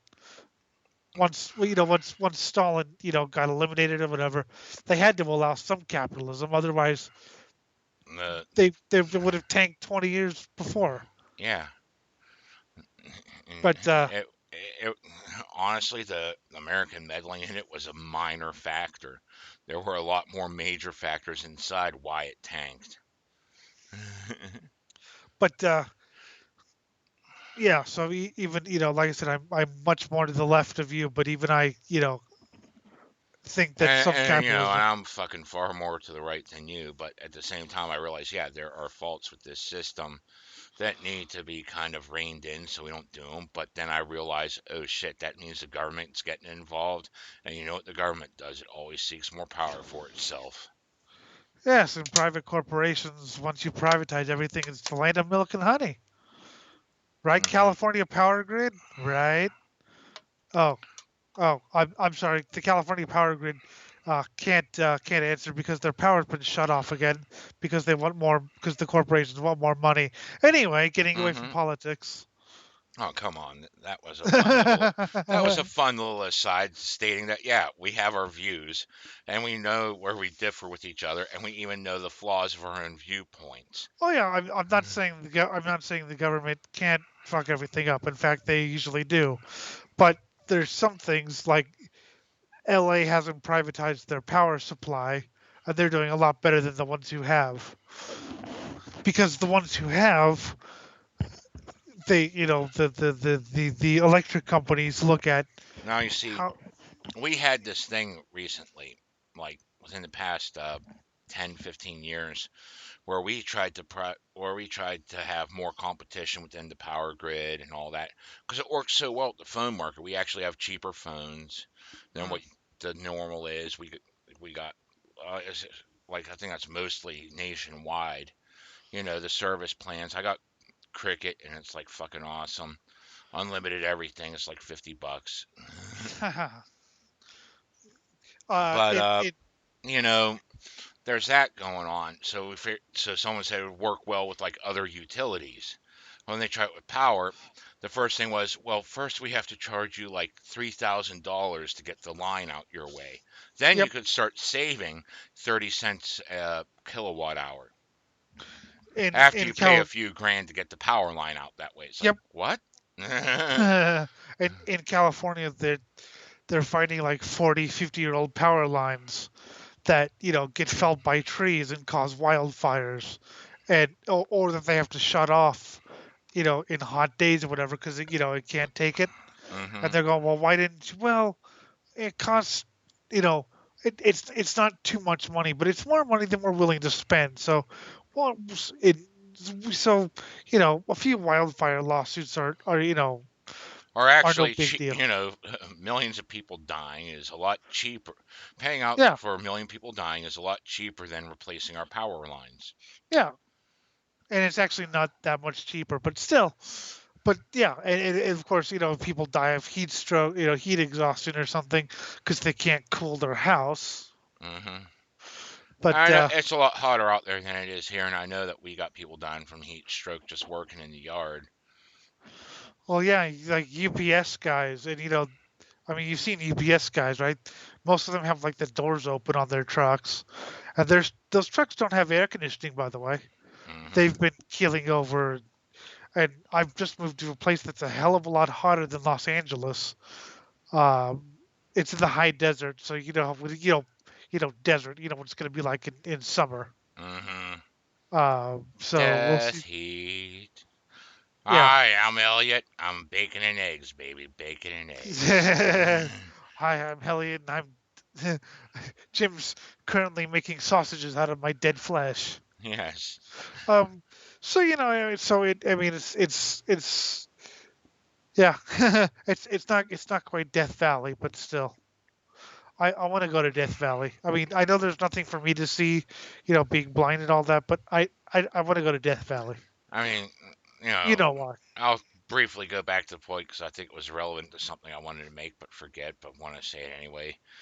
Capitalism does have that problem of snake oil salesmen, con men, and people buying political officials to fucking meddle with shit and turn Yes, it into a more mercantile system or more socialist system because socialist system does benefit the corporations the most until the government decides to own them.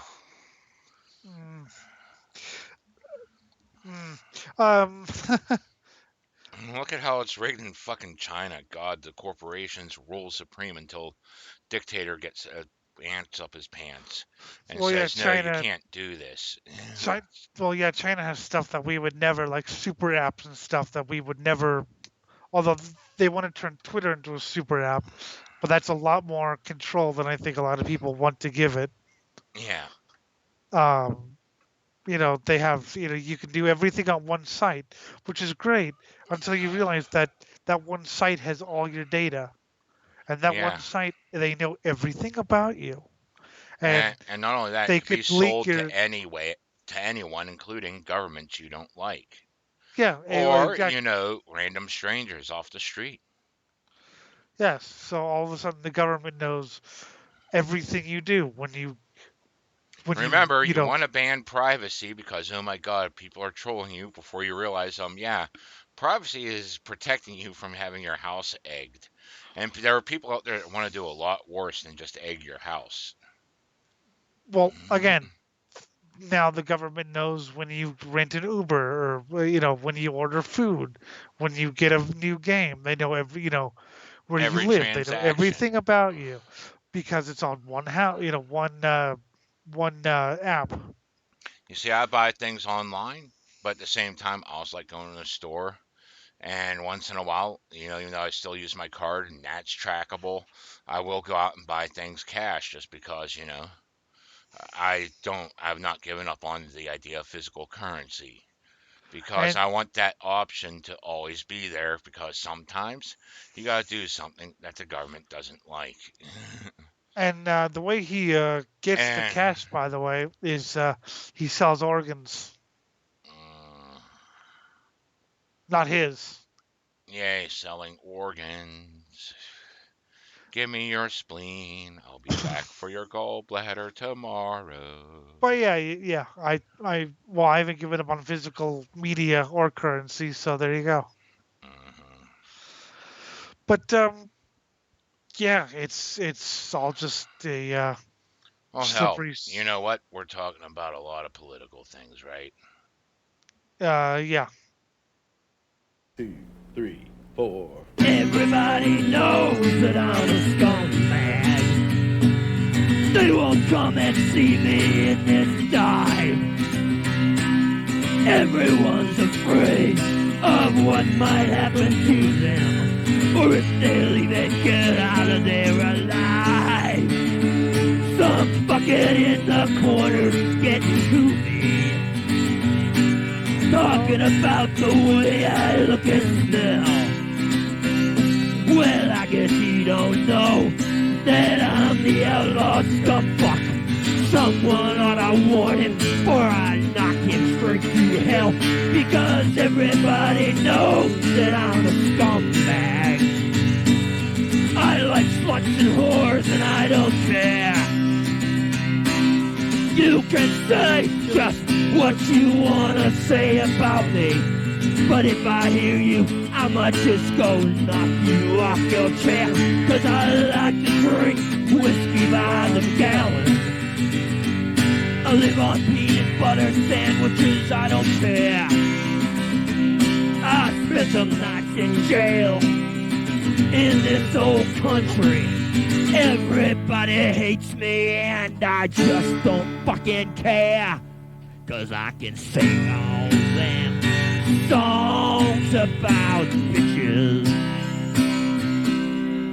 Ooh, and I still fuck all the prostitutes that I know.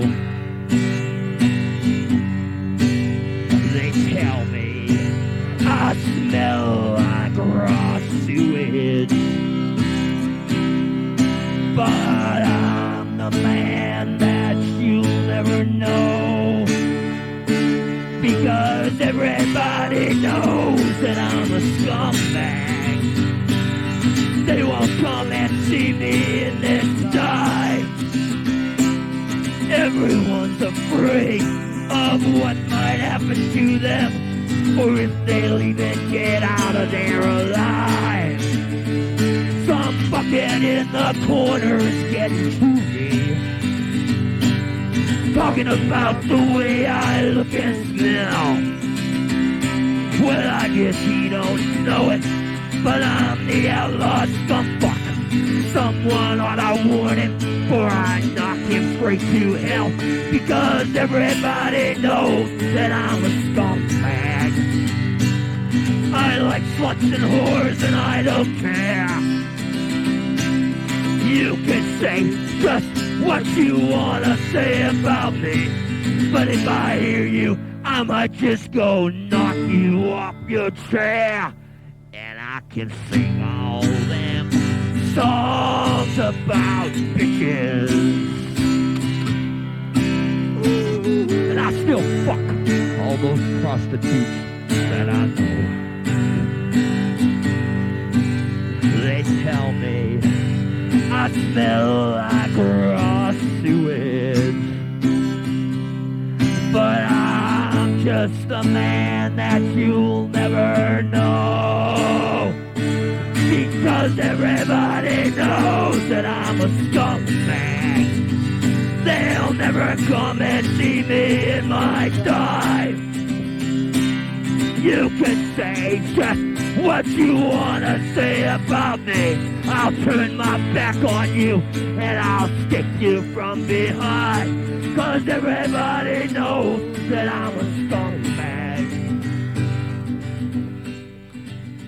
Hiroshima, a sound of a new time. Like a sudden ring to me, the melts alive. Flesh and rubble from sea to dead shore. Such a hideous theater of war. But that was the end. Why? There are so many, and all that must die. Is that not part of the plan? I must use the nukes. I can't kill you all with my hands. Hydrogen bomb, new signs of doom. Thermonuclear, neutron bomb too.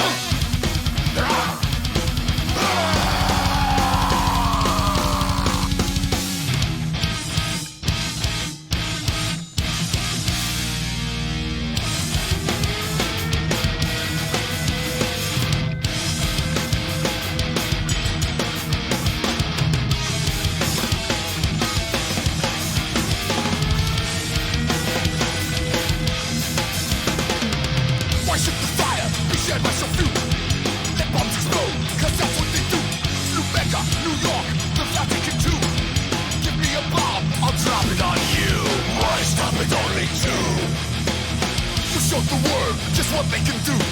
What a waste, not to destroy. Come play at war, man, and be your best toy.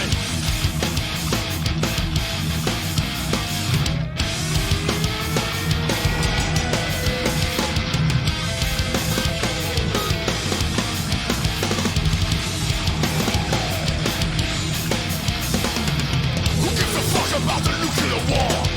Let bombs explode, cause that's when they fall. Last minute warning, the sirens they sing. Chaos, the reason, that's what we bring. Humans now look to the sky. You watch your missiles, yet they don't know side. I guess it's always a lie. So grab us with both hands, it's your turn to die. Die, it's your turn to die. Die, it's your turn to die. Lies, they killed you with lies.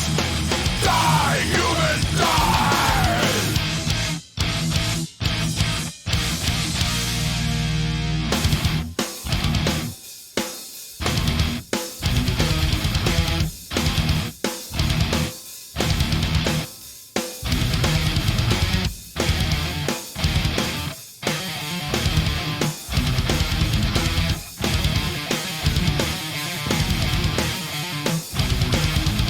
And while we're at it, let's go nuke Tibet. Let's vaporize the oceans with glee. Saving the whales, an agenda for some. Nuking them, sits well with me. Bang! Bring back the bomb! They know not what they do. Bang! Bring back the bomb! Bring back the bomb! It's been far too long. Summon the brazen war chariot. Bring back the bomb! What makes it so wrong? Crucify Judas Iscariot! Bring! Bring back the bomb! They know not what they do. Bring! Bring back the bomb! What makes it so wrong? All right, that first one was a little break from Gwar with Gigi Allen singing Outlaw Scumfuck. That's from the Land Up with Linda EP, recorded shortly before he died with members of Anti-Scene. Yeah, and then we went right back to Gwar with Bring Back the Bomb off of War Party. Yay, bring back the bomb. Somebody in a metal arc, in a server that I'm in, I posted something about Gwar or something, and they said, I only saw one video of Gwar, and it was Bring Back the Bomb Live. And he like, I thought they were nationalists. Because, like, the thing is, Gwar's so over the top, like... Left wing. Oh my god. Well, no. That album, War Party, is so over the top nationalist right wing. You can't take it seriously. Like, You know they're mocking it unless like you're that far right wing. yeah, they're literally saying bring back nuclear bombs. Yeah. Not for strategic defense or whatever, which some right wings, but just people need to die more. I mean, Yeah. how could you take that? And he said something about America Burger nationalist, and I was like, how stupid are you? Like, Yeah. I can understand thinking the band Brujeria is like actual Mexican, like racist or whatever. Or you know, like SOD, speak English or Well- die. They might take that seriously because oh my god, people harbor those sentiments. But Well, this and is there's a literally just start randomly nuking everything. Let's nuke Well- the whales while we're at it, just because they're whales in the and, ocean. and there's a big skinhead guy fronting the band. Or like I said, Brujeria, everyone wears masks and they only talk in Spanish, and nobody knows that there's white people in the band, even though, Jello Biafra and guys from Napalm Death were in the band, which are as white as possible. But I can understand taking that a little bit more seriously, or even taking SOD seriously, because people, speak English or die or whatever. And like I said, there's a big, Billy Milano's a big skinhead guy. Apparently he always used to yell at Scotty, and you make me sing all these lyrics. They blame me. They blame me for being so like, oh my god. Meanwhile, it's Even like, though I get the even- joke, and like, yes, Kill Yourself is an anti-suicide song because it Yeah, just pretty like much. goes so fucking far over the top. Nobody But loves you. Nobody cares. Just go ahead and kill yourself. again, I mean, Gwar is so over the top with their war and like I said, nationalism. If you take it seriously, Yeah. I you've mean, got to be hell, you got like Crostica, which is like, here's the cross and the swastika. These are the two greatest two symbols of great, hate, and we'll two mix great them hates to hate together. great together. Uh Which is the thing. And of course, Gigi Allen, my favorite country artist. huh. God. I actually love his country song. That's the funny thing. I don't usually love country songs, but I actually love his country album. It's so. I mean, it's different. And of course, that is a cover of David Allen Coe's "Long-Haired Redneck," and of course, you know which one I think is better. Yeah, of course, Gigi's always better. Yes, but yeah, I actually like. I was showing a friend, a friend who likes country, GG's Outlaw stuff. He's like, "That's not bad." I was like, "Yeah, it's This next song is from the drudginous bowels of my kidneys. bowels of my Wait, that doesn't make any sense. It's not supposed to. It's said by a squirrel named Pilsy. That And, makes perfect sense. and this squirrel named Pilsy is so addicted to like every prescription drug there is. Oh, I fed the babies candies. Wait a minute, these are tranquilizers. If you take more than one half a pill, call a mortician. How many did you feed these fuckers? Not 6, but 12. Damn, these babies are really dead. That was very funny. Yeah, that was from Foamy the Squirrel. I think they took it off YouTube, but then someone else reposted it in some dark corner. It's great. That's not Foamy the Squirrel. It's oh, what the fuck's it called? Neurotically yours, Foamy the Thank you. Squirrel. Yeah, that's right. I'm. Hey, shut up. This is from the olden days of the internet. We did a thing Well, about that, and I played it on that show. I knew Foamy the Squirrel was because my sister knew about it. She used to watch like Happy Tree Friends and shit. And Hmm she was the first person to she showed me Yeah. llamas with she showed me llamas with hats, hmm and I was like, oh, that's very funny. And then he showed me it maybe last year, 2 years ago, and I hmm was like, oh my god, this brings back memories. So I watched it. What is hilarious is I'm watching these people who grew up loving, Happy Tree Friends and shit like that, and now they have to come now they're trying to act like they're all adult, even in their like they're still trying to act like adults in their 20s and 30s now, still not grasping what an adult is. Well, And yeah, they're trying to sit there and say, "Oh my God, this shit is horrible. How did this stuff come out, dude? You were laughing at it with me, like 10 years ago.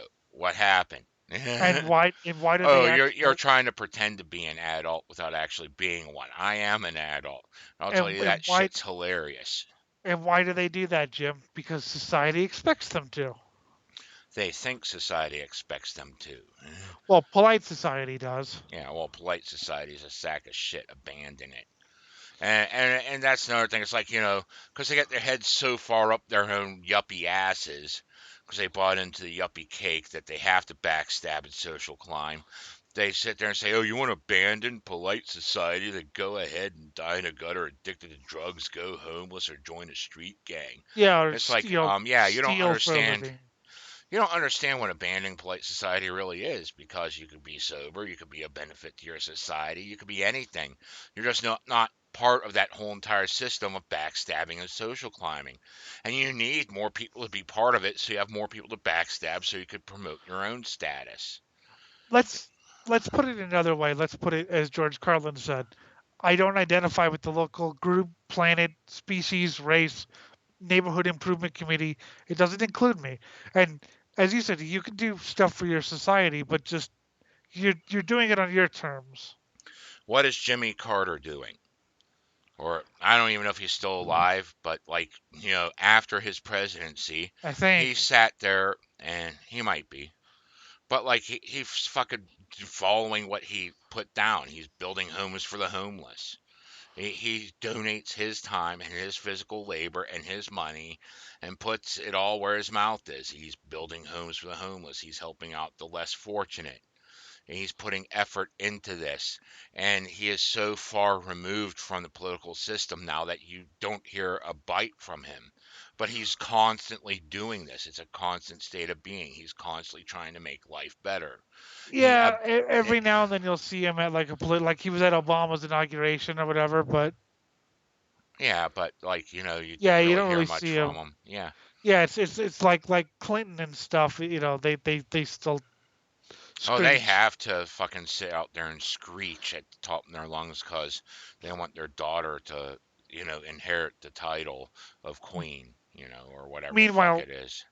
You meanwhile know, Bush is meanwhile for the last like however many years Bush has been basically hiding because he's terrified because even his own party turned on him at the end. So but yeah, yeah. Jimmy Carter's just doing what he's doing.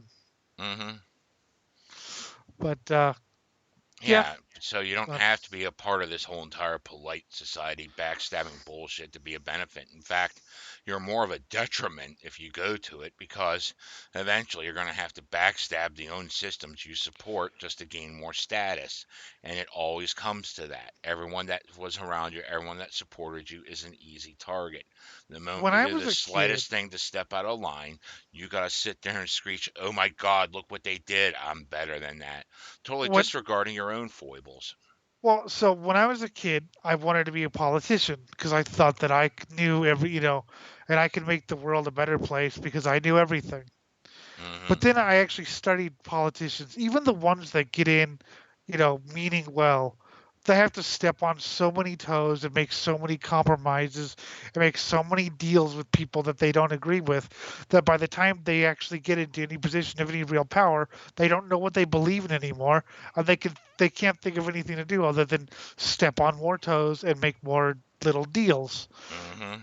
And that's what got me out of being because I mean, I thought I would swoop in with ideas that had never been tried before. Keep in mind, of course, these aren't wild ideas. This was This basically, was stuff just that was tried before, but because politicians were involved, it never worked out as you thought. So it's never the true thing you are fighting for, even though, yeah, this is what happens whenever politicians get a hold of the idea. exactly. And I thought I would sweep in and they would hear me out. And wow, we've never thought of that before. Let's all change. And then I was like, If you I really, saw. if you really want to be a benefit to society, local elections. That's it. Don't go above that and try to get out as soon as you can because you could go in, make your changes, get out before it starts corrupting you too much. Yep. Because it will start slowly eating at you because, there's always going to be uh, a pay to play scam. You're going to always encounter that. And it's going to be tempting because now you got the clout to do that one passion project you have, but you have to write this writer on the bill that you totally disagree with that benefits people you hate, and is actually a detriment to society and as a whole, just to get the one thing that you want to solve done. And Yep. every generation goes through this. They'll solve one or two problems while destroying the progress previous generations did on three or four subjects, plus creating about a dozen new problems on top of it. Yep. I mean, that's yeah, pretty much.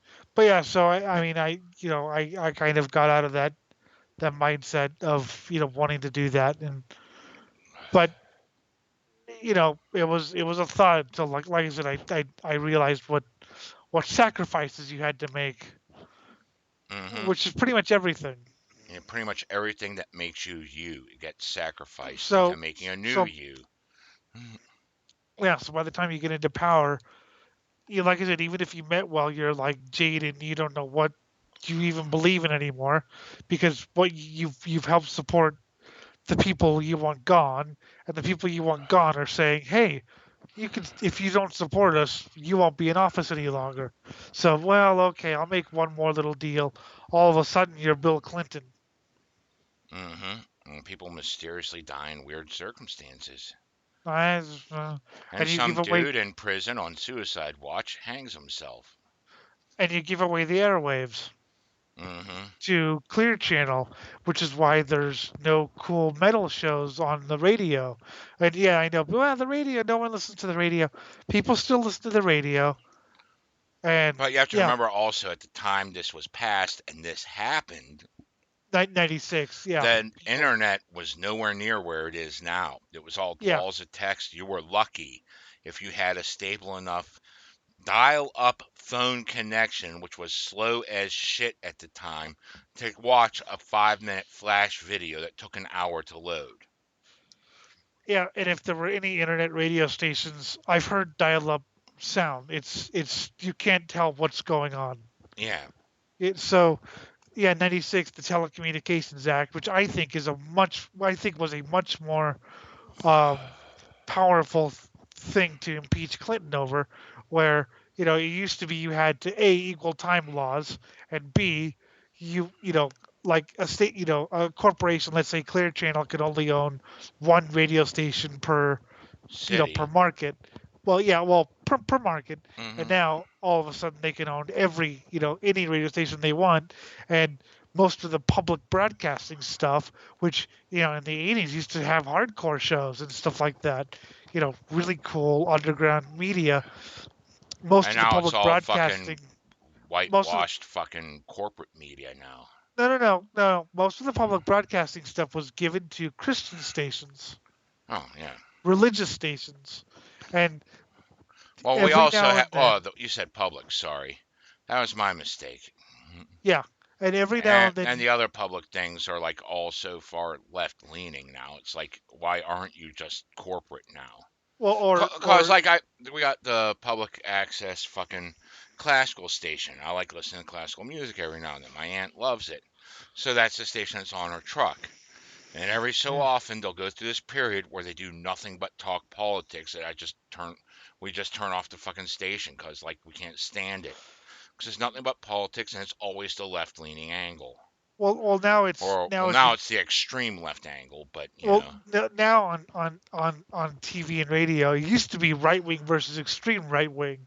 Now it's right wing versus extreme right wing versus extreme left wing. You don't get a voice of reason because everything's all no one's centrist, no one's fucking or no one's left wing. No one's on the sane part of the left.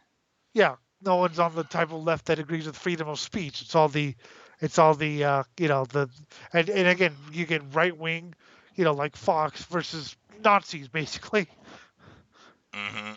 So, but anyway, so like I said, now you get religious channels and stuff. Now the internet should have helped with that. Unfortunately, corporations do what they do, and now, well, why would I want to research something on like an internet radio? I have a Spotify playlist made up by some guy.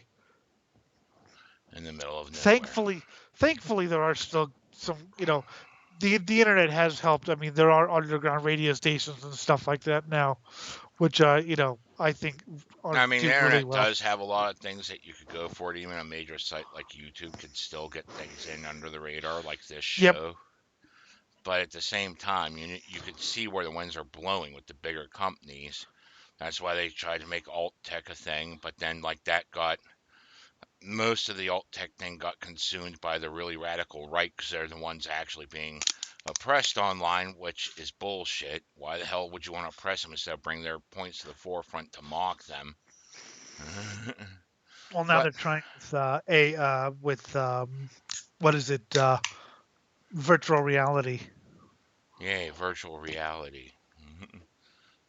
But I mean, so nowadays, yeah, the internet's definitely changed a lot. Especially when it comes to what kids have access to.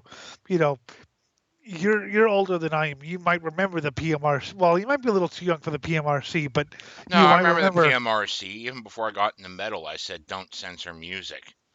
What's wrong with you? And of course, Jello and I Biafra. didn't understand all the nuances of it and what the hell was going on and the major players involved. But I knew they were trying to do something to say you can't make certain music. No, even if I don't like it, make the music. So, I mean, of course, Angela Biafra, who was one of my, early political inspirations, I agree with some of what he says now, not all of it, but, he was against the parental advisory sticker, you know, because not because of the, yeah, okay, it might make kids want to buy it more if if your parents don't want it, but at the same time, what happens if a big corporation says we're not going to take any CDs of the parental advisory sticker, things like that. I think the internet's definitely helped with that. I mean, nowadays, if if a kid wanted to, they can look up really underground, disgusting black metal with satanic or whatever lyrics. So I think the Hmm. internet's definitely helped with that fight. The corporations are trying to censor it, but I don't know how I I think the internet's too big to censor. As you said, you'll always get something you know That's something why will they come do into the underground. the VPN thing so big. So that way you could come in from another country because some countries ban some stuff. Even America bans some stuff that you could probably see if you just switch to like, another server in another country across the sea somewhere.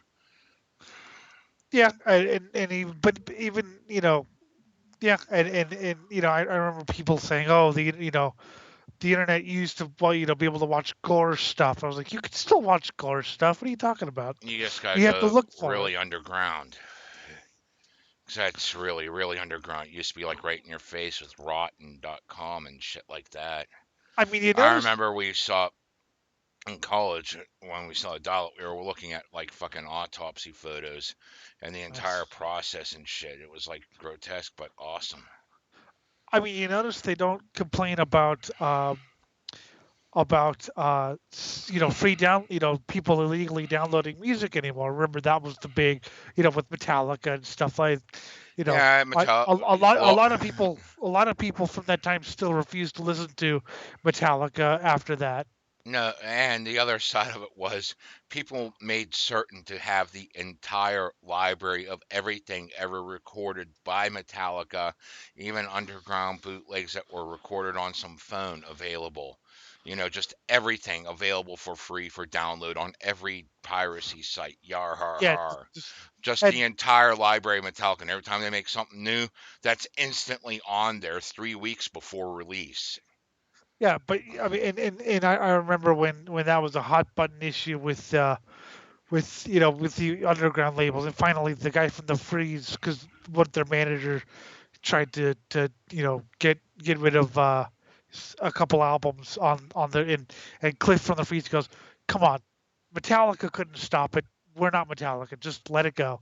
And so nowadays, like I said, you don't hear about that anymore because essentially people just gave up because I mean you can't fight it. I'm sure they don't like it. I'm sure if also people, well, nobody downloads anymore, but that's not true. People But download. whenever you Come on. consider how the music industry had been structured for years before, the band still made jack shit for money off of album sales. They have Yeah, consistently made their money majorly off of, guess what? Merch. yeah. You might remember Laszlo from Grand Theft Auto. Uh huh. He's a legend, by the way. Well, Laszlo's a real person who's done like techno, like not techno, but technological shows, and he also does stuff in music and stuff. Anyway, he hosted a panel, and he was talking about what he would do stuff at a show, like a radio station, and he interviewed a band who was doing really well. He's like, "Yeah, you're doing really well. You're probably making a lot of money, right?" And he goes, "Dude, I'm on food stamps." And he showed him his food stamp card because just Hmm. because you're doing really well, I mean, it's a luxury if you can own your own label, like like Metallica owns their own music now. They Yeah. actually sued their label to get their back catalog, and so they own their own. Hardly anyone else does. I mean, Yep. Impaled won't reissue the first two albums because they're owned by Necropolis Records, who doesn't want to reissue it. They're fantastic albums, and I'm sure they want to reissue it, but And I think it was what it'll just never happen. for ages the Beatles couldn't play their own music, the surviving members. I mean, I'm not a Yep. fan of the band, but I remember I was pissed off over this just because you can't release your own music. And I think like what Michael Jackson bought it or someone bought it, and then like another musician bought it, and that was like a huge slap in the face because Yeah, now another there were, musician owns like the primary musician's music. yeah, there have been, and yeah, for a while, I don't know the whole story about that, but yeah, that's a bit wow. And of course, if they do reissue it, of course, none of the money goes to the band or whatever. So they, Hmm. but yeah, so not everyone. I mean, most bands don't own the rights to their own music. Yep. Um, some bands had to re-record albums just so they could get the rights back. I mean, that's what Megadeth did. That's why they have the re-releases. That's why I say buy the re-release, but then get a pirated copy. I mean, Oh no, allegedly no, pirated of the originals because the originals are better. no, that's not why. Dave just wanted to remaster them. They were still on the same label. Oh, They, okay. I don't think they own the rights to that. But yeah, a lot of it was just Dave wanted to remaster because he thought that like I guess some of the guitar parts were changed and some stuff was lost, and so he thought he was making the ultimate I edition. know that the bass was kind of lost in some tracks because for some reason, because the war was between metal and rap, and metal must like treble, they mixed out the bass whenever we like bass. You Well, know. and some vocals were lost and stuff like that. Hmm. But yeah, so there's a lot of different things, and yeah, there's a lot of different. So again, you're not making a lot of money for the for the artists. Of course, you should still support and buy albums. I bought the October 31 live album that I mentioned Hmm. because I wanted to support the band. I wanted to support the label Hmm. because the label's great. And, it's king, man. Yeah, there you go. You see, you just gotta weigh it all. And I know a lot of times just listening to shit for free gets people to buy the shit.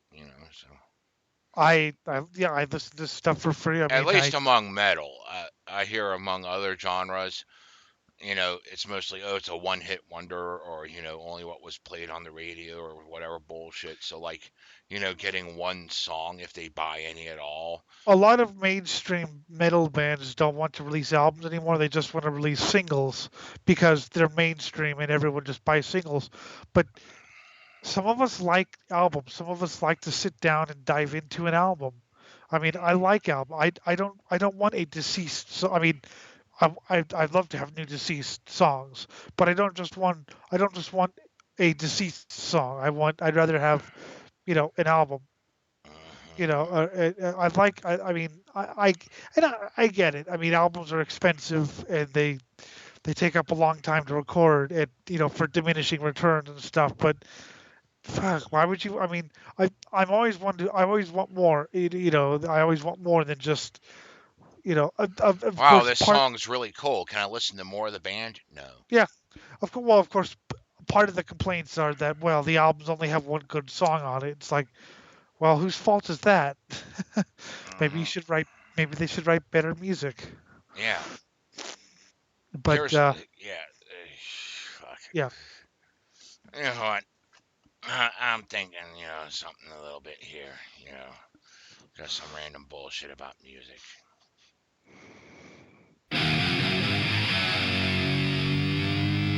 Please go back to dead.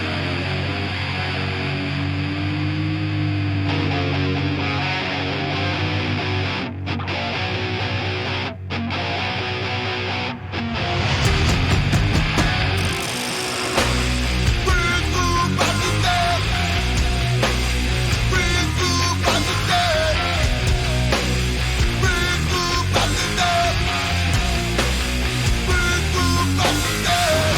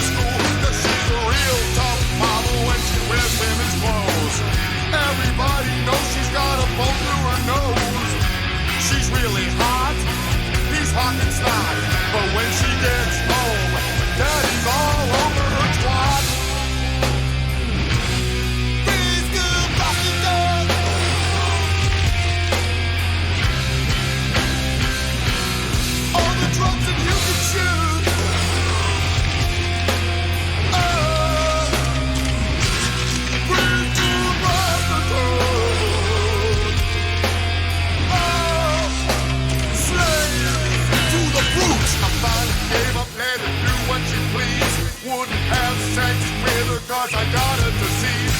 But she told a sad story about a family in woe. She was getting fingered by her daddy's big toe. She was the first, it was the worst. She came in a limo and she left in a hearse. She got to 5, she's still alive. Better call the Bugman cause your twice a hive. Oh, preschool prostitute.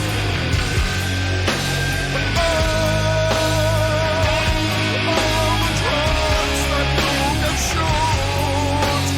Oh, anything you want with a girl. Anything except my dad's world.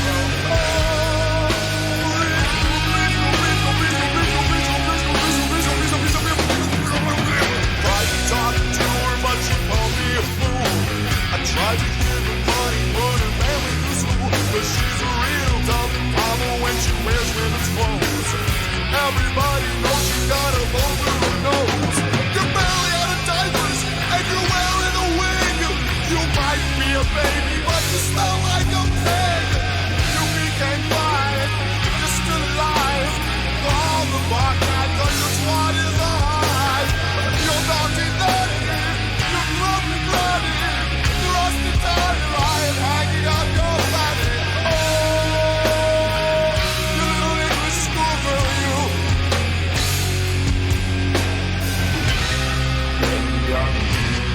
Is mine. Vengeance is mine. Vengeance is mine.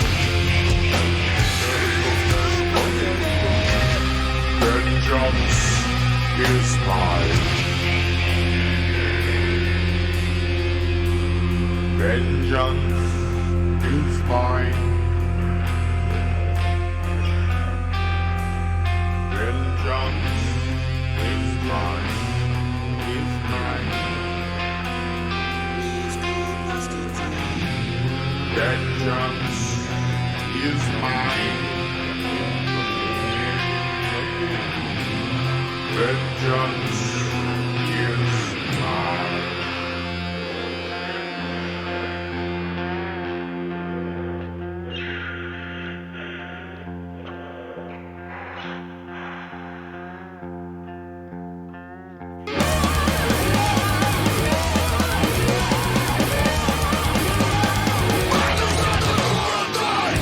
Ships on fire, plasma beams crisscross the sky. Flashing carnage everywhere. Stood to the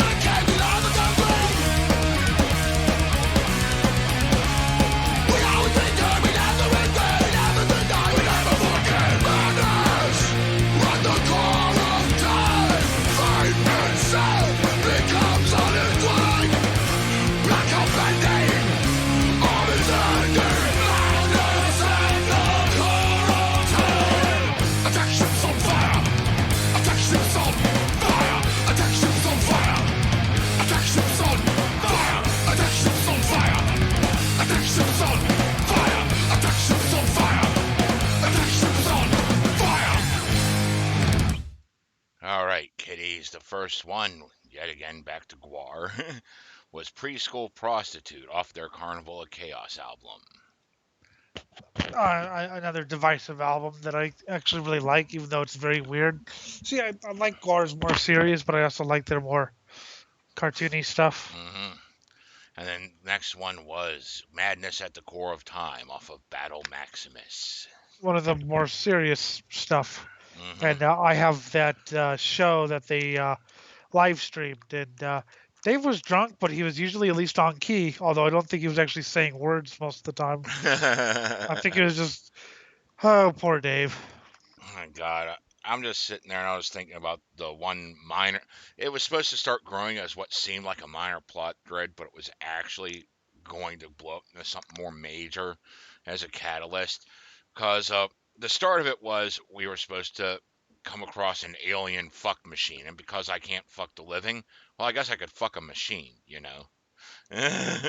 So I jizzed inside the machine. Then they sprayed it over one of the female bandmates, and and then like she got pregnant, and we aborted the kid with a coat hanger and threw it in the audience. And then an album or two later, whenever we did a tour, there was like this new character called the Archmagus, and he was supposed to be like my head priest, and like crazy shit was going to happen. Then a few albums after introducing him, we were supposed to finally have enough souls to finally power up one shot out of the Gwar gun. And we were just so close. So this tour was going to be it. This was the final tour. We were going to blow up the planet.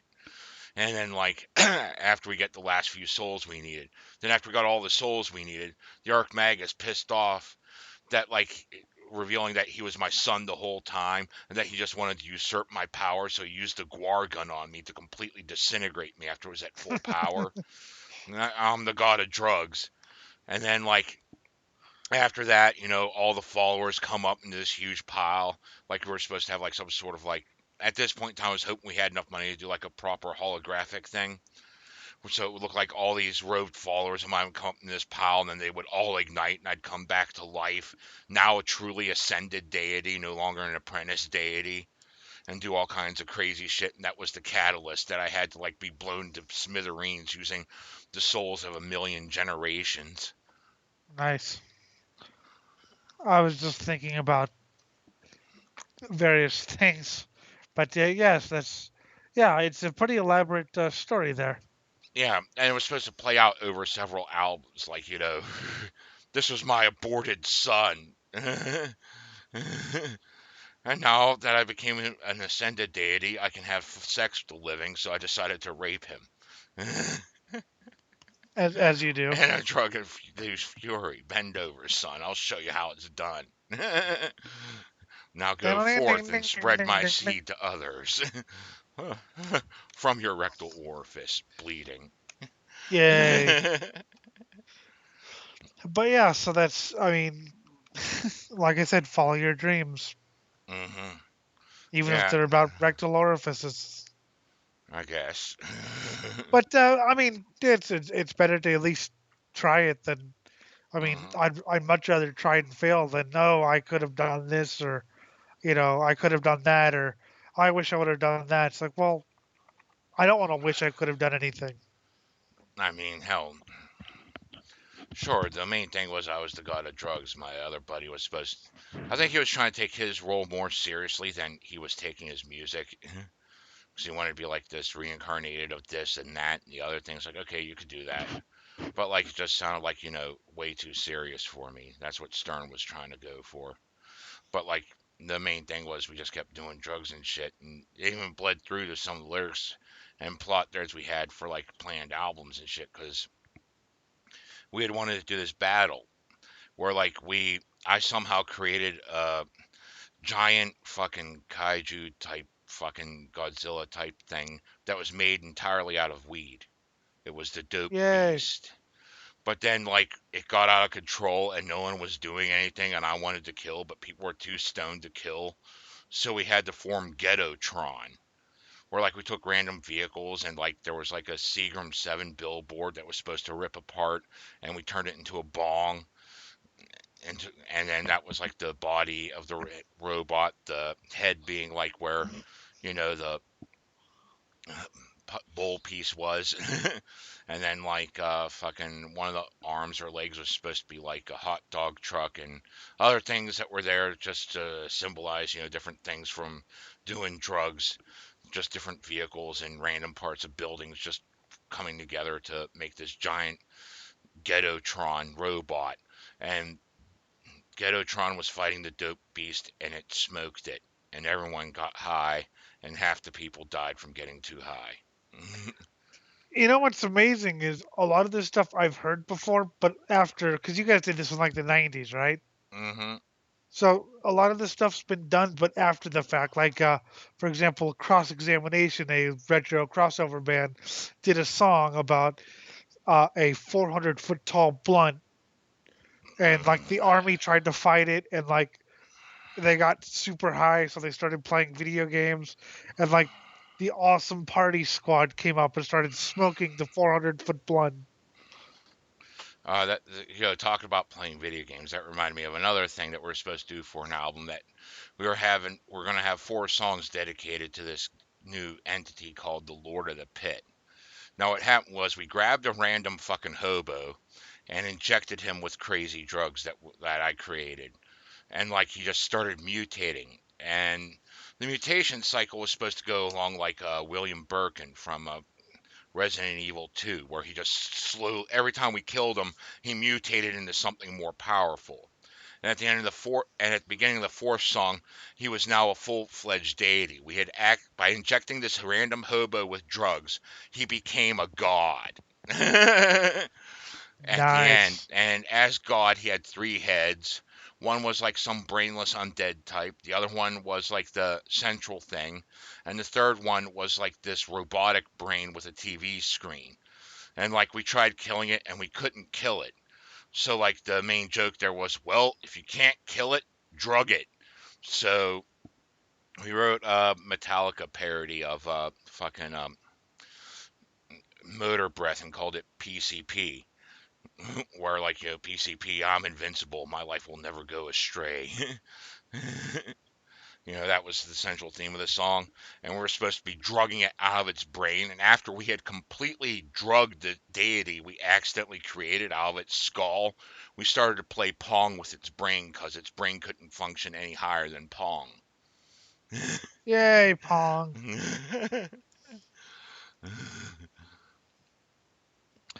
I was just thinking of the recent D&D campaign where I had to go undercover as the enemy, which was a goblin thing.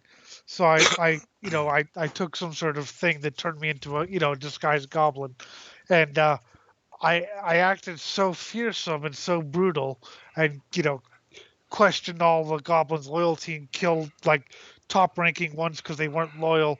That even though my identity's been exposed and like people are out to kill me, some people half-heartedly think my character might be real and still think if only you were as dedicated to the cause as that guy. The guy who I was undercover, and of course, I used it to kill, the people I needed to kill. Really, I think you're, disloyal to the cause. But I was just thinking about that when you were mentioning certain things. All right, I'm going to do the fucking last song a little bit early here, just because that reminded me of something. Now I've got you alone. It's just you and me now. And Dingo, Palomino, Bronco, Colt, and let's not forget, Carl on drums.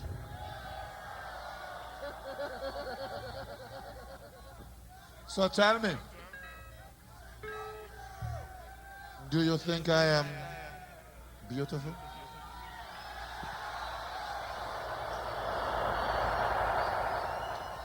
Is my ass firm and shapely? And what about my fat prick? Do you like my fat prick in New York? Do you like it?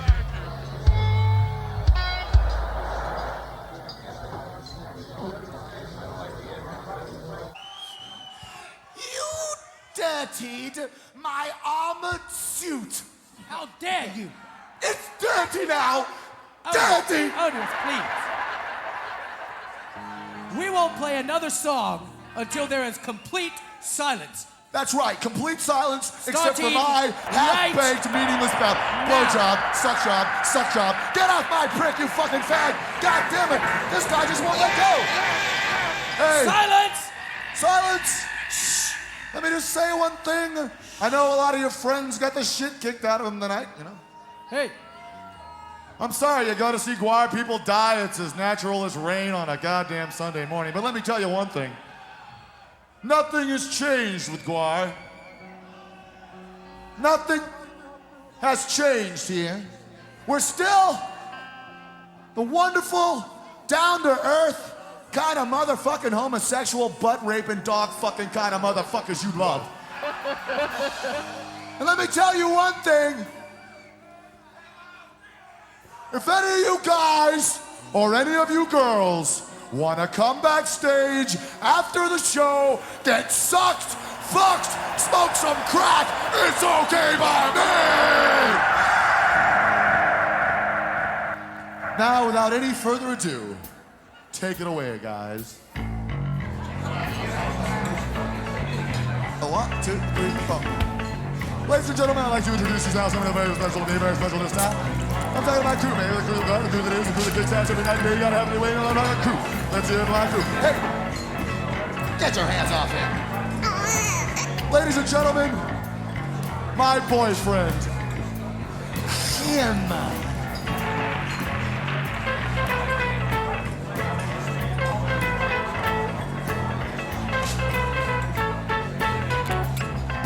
Mommies, I've been stealing your babies. I gag your breath and baby I'll suck out his brain. Dead kids are making me feel almost tired. I go get one from the schoolyard. We bled like a stuck pig. I will save I will save I will save I will save Have you seen me?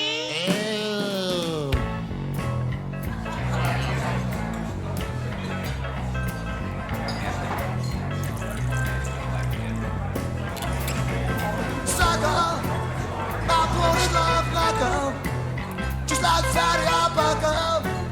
I'm gay and I'm proud. That's right, I'm a faggot, and a corpse full of maggots. I wanna book a nut maggot. God damn it, I'm horny! Come on, everybody! I will sing it. I will sing it. I will sing it. Hey, I will sing it.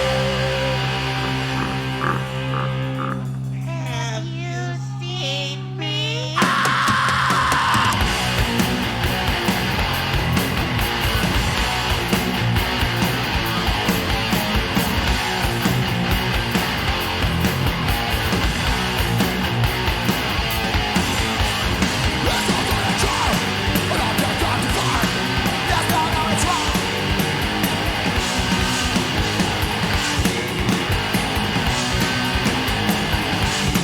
Okay, I'll spare your life. Suck, suck! Suck, suck! Suck, suck!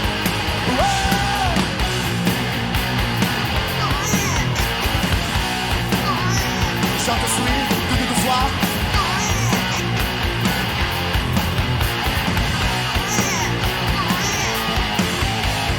Let's not get a child, and I'll take time to fly. Yes, I know it's wrong. God damn it, get that girl off the stage. Your mom! My mom! You Reed Fleming, world's toughest milkman. Suck, suck! Suck, suck! Suck, suck!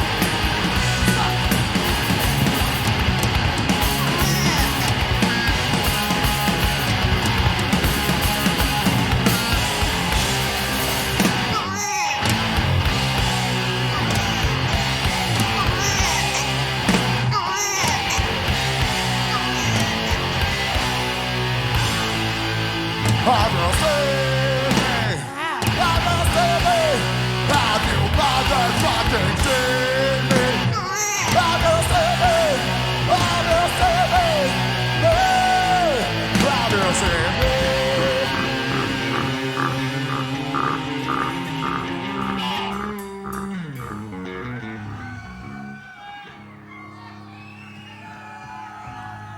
Otis, I really think that what you're doing is wrong. Come on, ride the little pony. No, I gotta agree with Beefcake on this, Odorous. What? This is wrong, man. This is fucked too up. much. This is too much. I've seen What a the lot fuck of are you things. talking? No, You guys are in my band. You're my buddies, man. You backed me. No, we backed you before, man. We backed you when you fucked the quad chick. We fuck you. We And backed we backed you. you when you fucking know, rammed the but- spear up the No, cop's you're ass. both fucking talking at once. Man, Now this is shut a the fucking fuck child. If you're gonna, This is too much. why don't you just fucking? This is a child, man. Have you no morals? I know that you say he's 18 years old, but You shut up. he is not 18 years old. This kid is fucking 18 years old. No, he is No not. way. No fucking way. Besides, I happen to know the law here in Canada, and I happen to know that it's not rape if it's dead. I can't buy that. I Well, can't buy maybe it. I was too hasty. Have you no morals? Have you no sense of decency? Have you seen?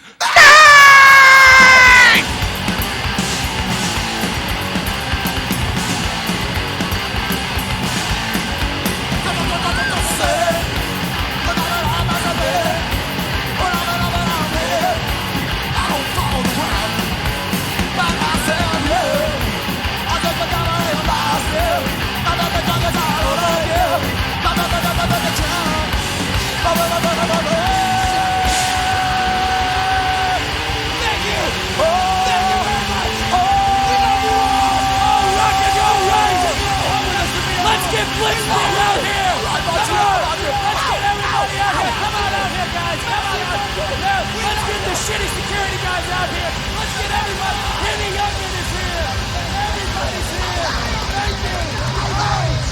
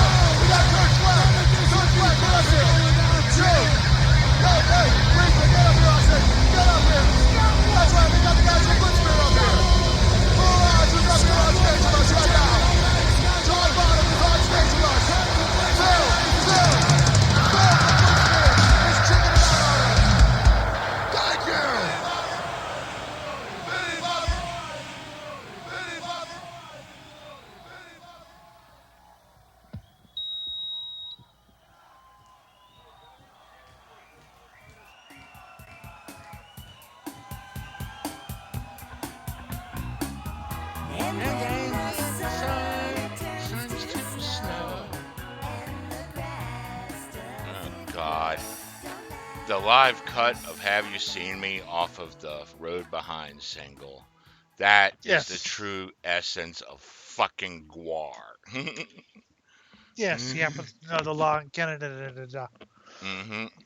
Yes, it's a very funny. I mean, there are three things based off that. One, Motler, I wanted to cover that specific version, word for word, live on stage. All of it, every single bit of banter, everything. I had it memorized.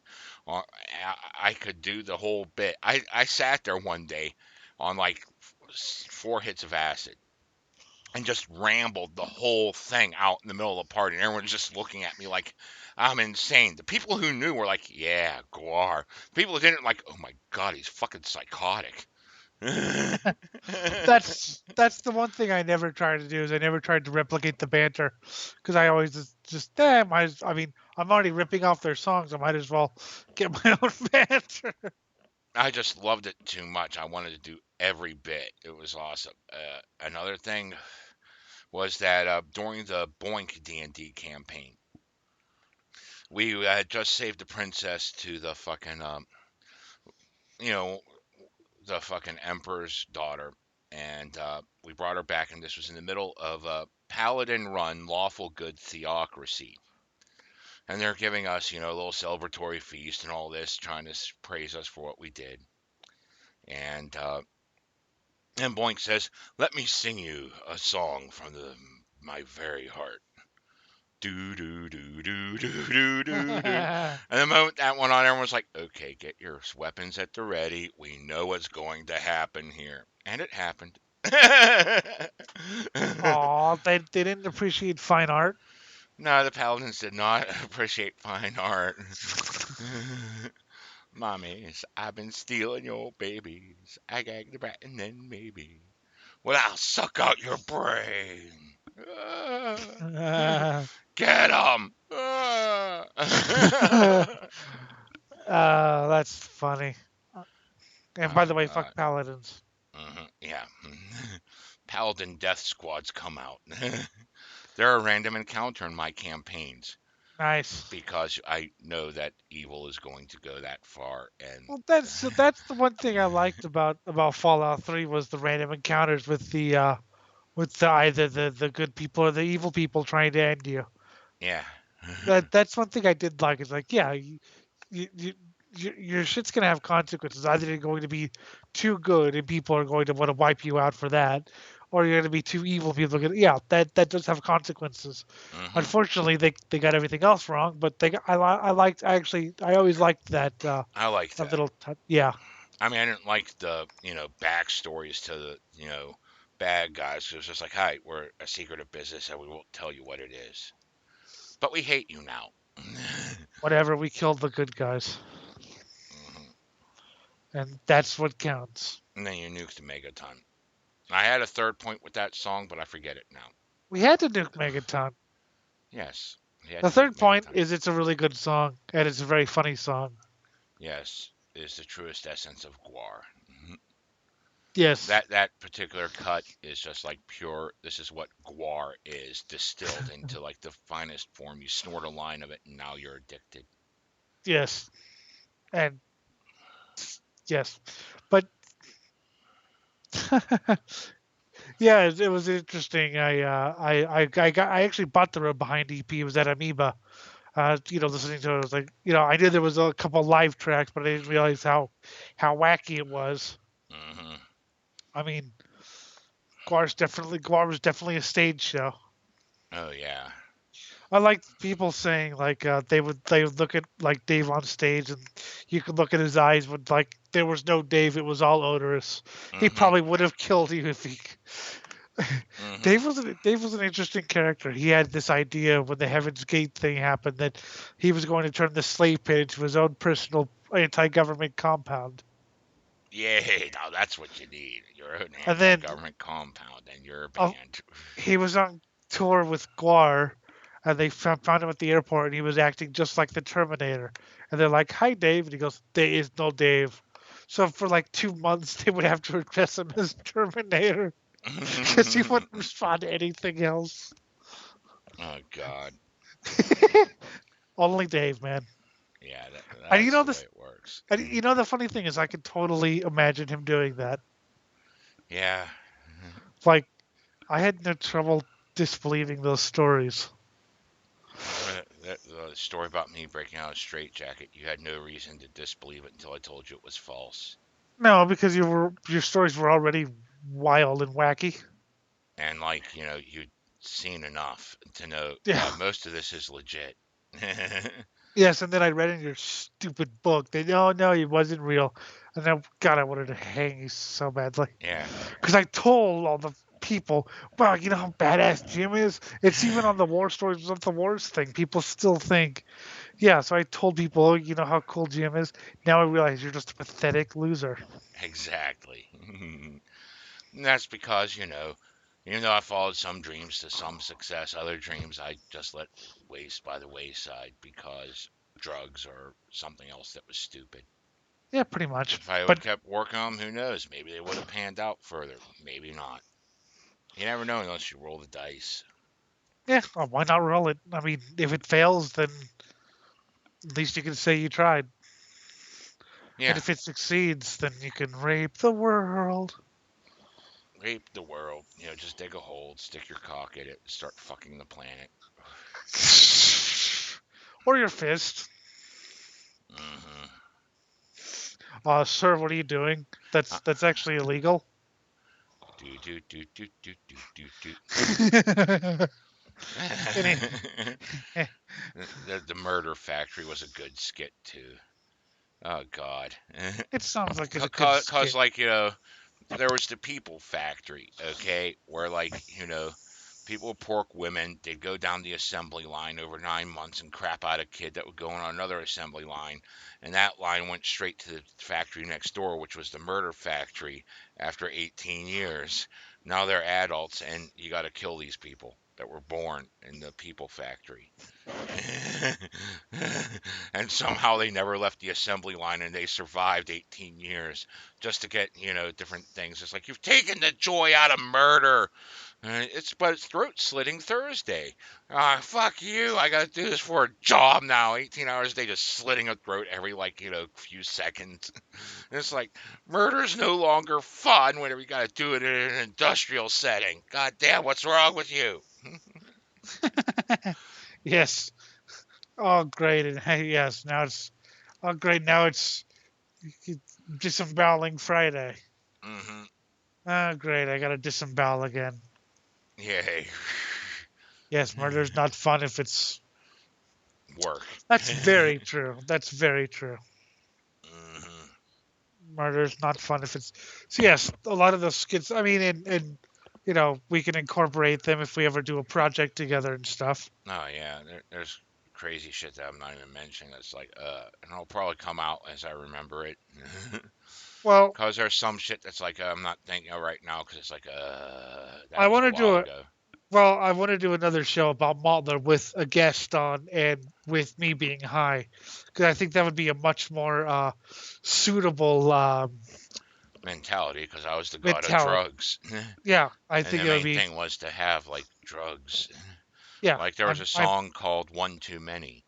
And it's like you've had one too many and the walls are melting, so eat another one. Eat another one. You had one too many when the walls are melting, so eat another one. It's just begun. And it's just a song about feeding someone so much acid that their brains exploding, and we switched genres like I Wrestle a Bear once did. This is years before they did their shit. But we did that, but it was supposed to be purely for the drug effect. To mess with someone that was on acid. That was I the know way the my song my. was designed. It wasn't designed to be like, oh wow, this is a magnum opus. It was like, no, this is fucking with acid heads. I know my friend wrote a short story about a guy who did so much acid that he had to drink acid in order to live, because his brain just deteriorated to the point where the only way he could function was by drinking gallons of concentrated LSD a day. Otherwise, he would die. Just imagine he's just walking around. Why are you We drinking have that? the legend of Statue Man. Oh Back in the yes. 60s, he took so much acid, and then he would, and while we were kids, we just noticed this old guy that would stand there for hours and do nothing. And then one day, he walked up to Stern and asked him, "Do you want to see what I'm seeing?" And Stern wanted to, but then he realized this guy stands there and stares at nothing for hours on day. We call him Statue Man because of this. No, I don't think I want to be that high. I don't want to have my brain that destroyed. I think it would depend on how old I am. If I was like 15, 16, and this is back when I was away from those friends I was talking about. The friends who would, caution me and tell me, okay, this is how much, okay, you've done enough. You're speaking in tongues. Yeah. But if I was alone and he said, "Do you want to see?" I would have said, "Hell yeah!" And then, wow, did that blind guy just attempt? Why is he dressed like a chicken? And why is he attempting to rob a bank with a stuffed cow? While eating the clerk. just trying to bite into her and rip her yeah, like flesh and consume. not actually injuring her. Just, Yeah. and why is he making pig noises? Exactly. Do you have anything to say for yourself? Okay. This is perfectly valid defense in the flying continent of Atlantis. We find you not guilty.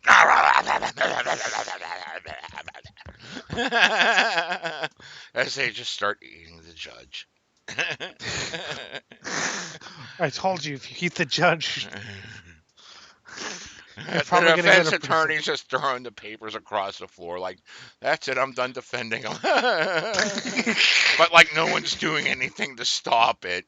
The bailiff's just like, yeah, getting a blowjob somewhere, and the prosecuting and the attorneys. prosecuting attorney's masturbating with a dildo that's also a bong. Yes. Wait, and is any of this actually happening? Well, this was happening, but like you don't know what's happening. You're already eating the judge and having whatever the hell happened go through your brain.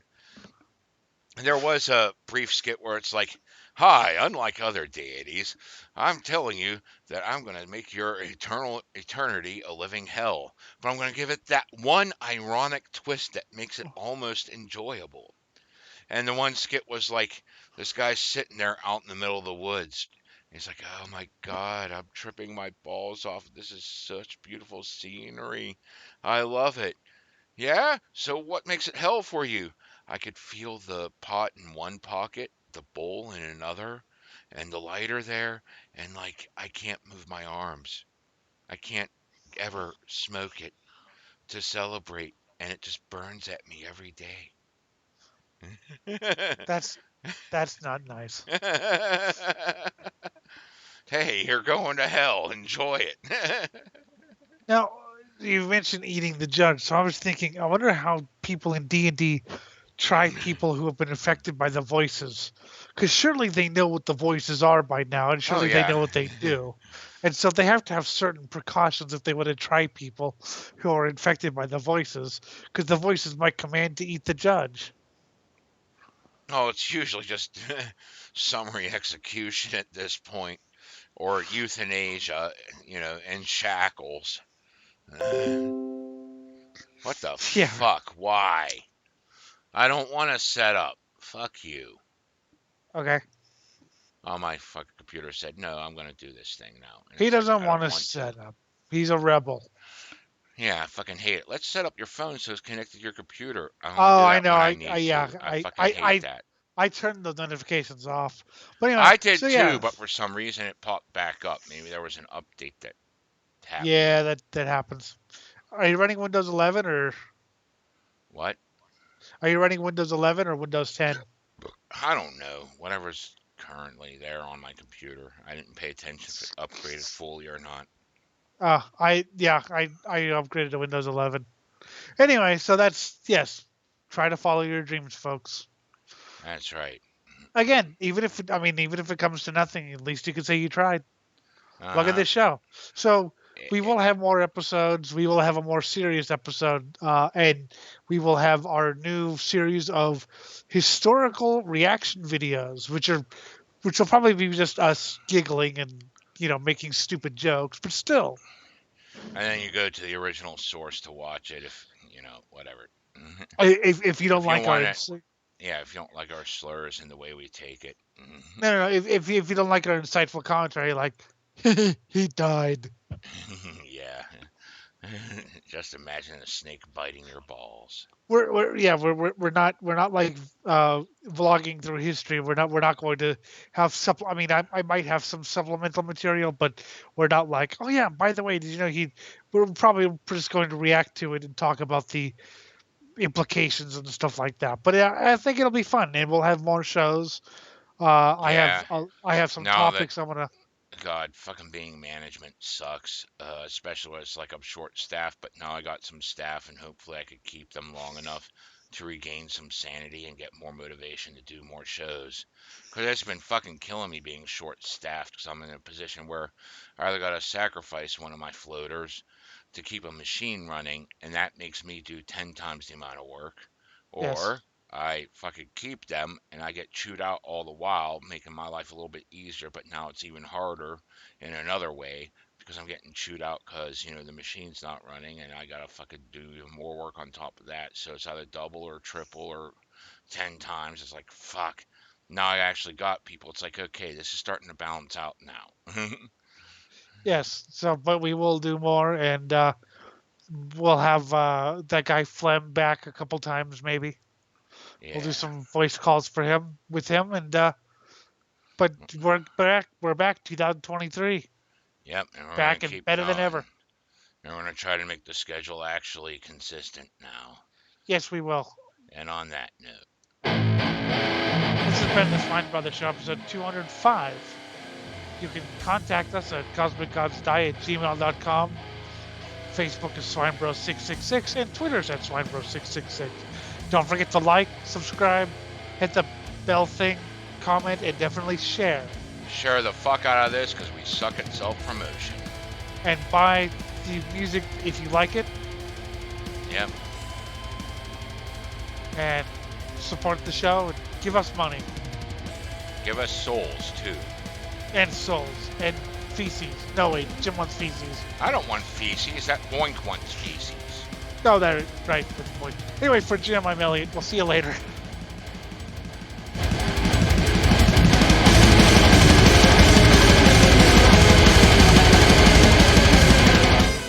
And now for my presentation of Condom Awareness Week.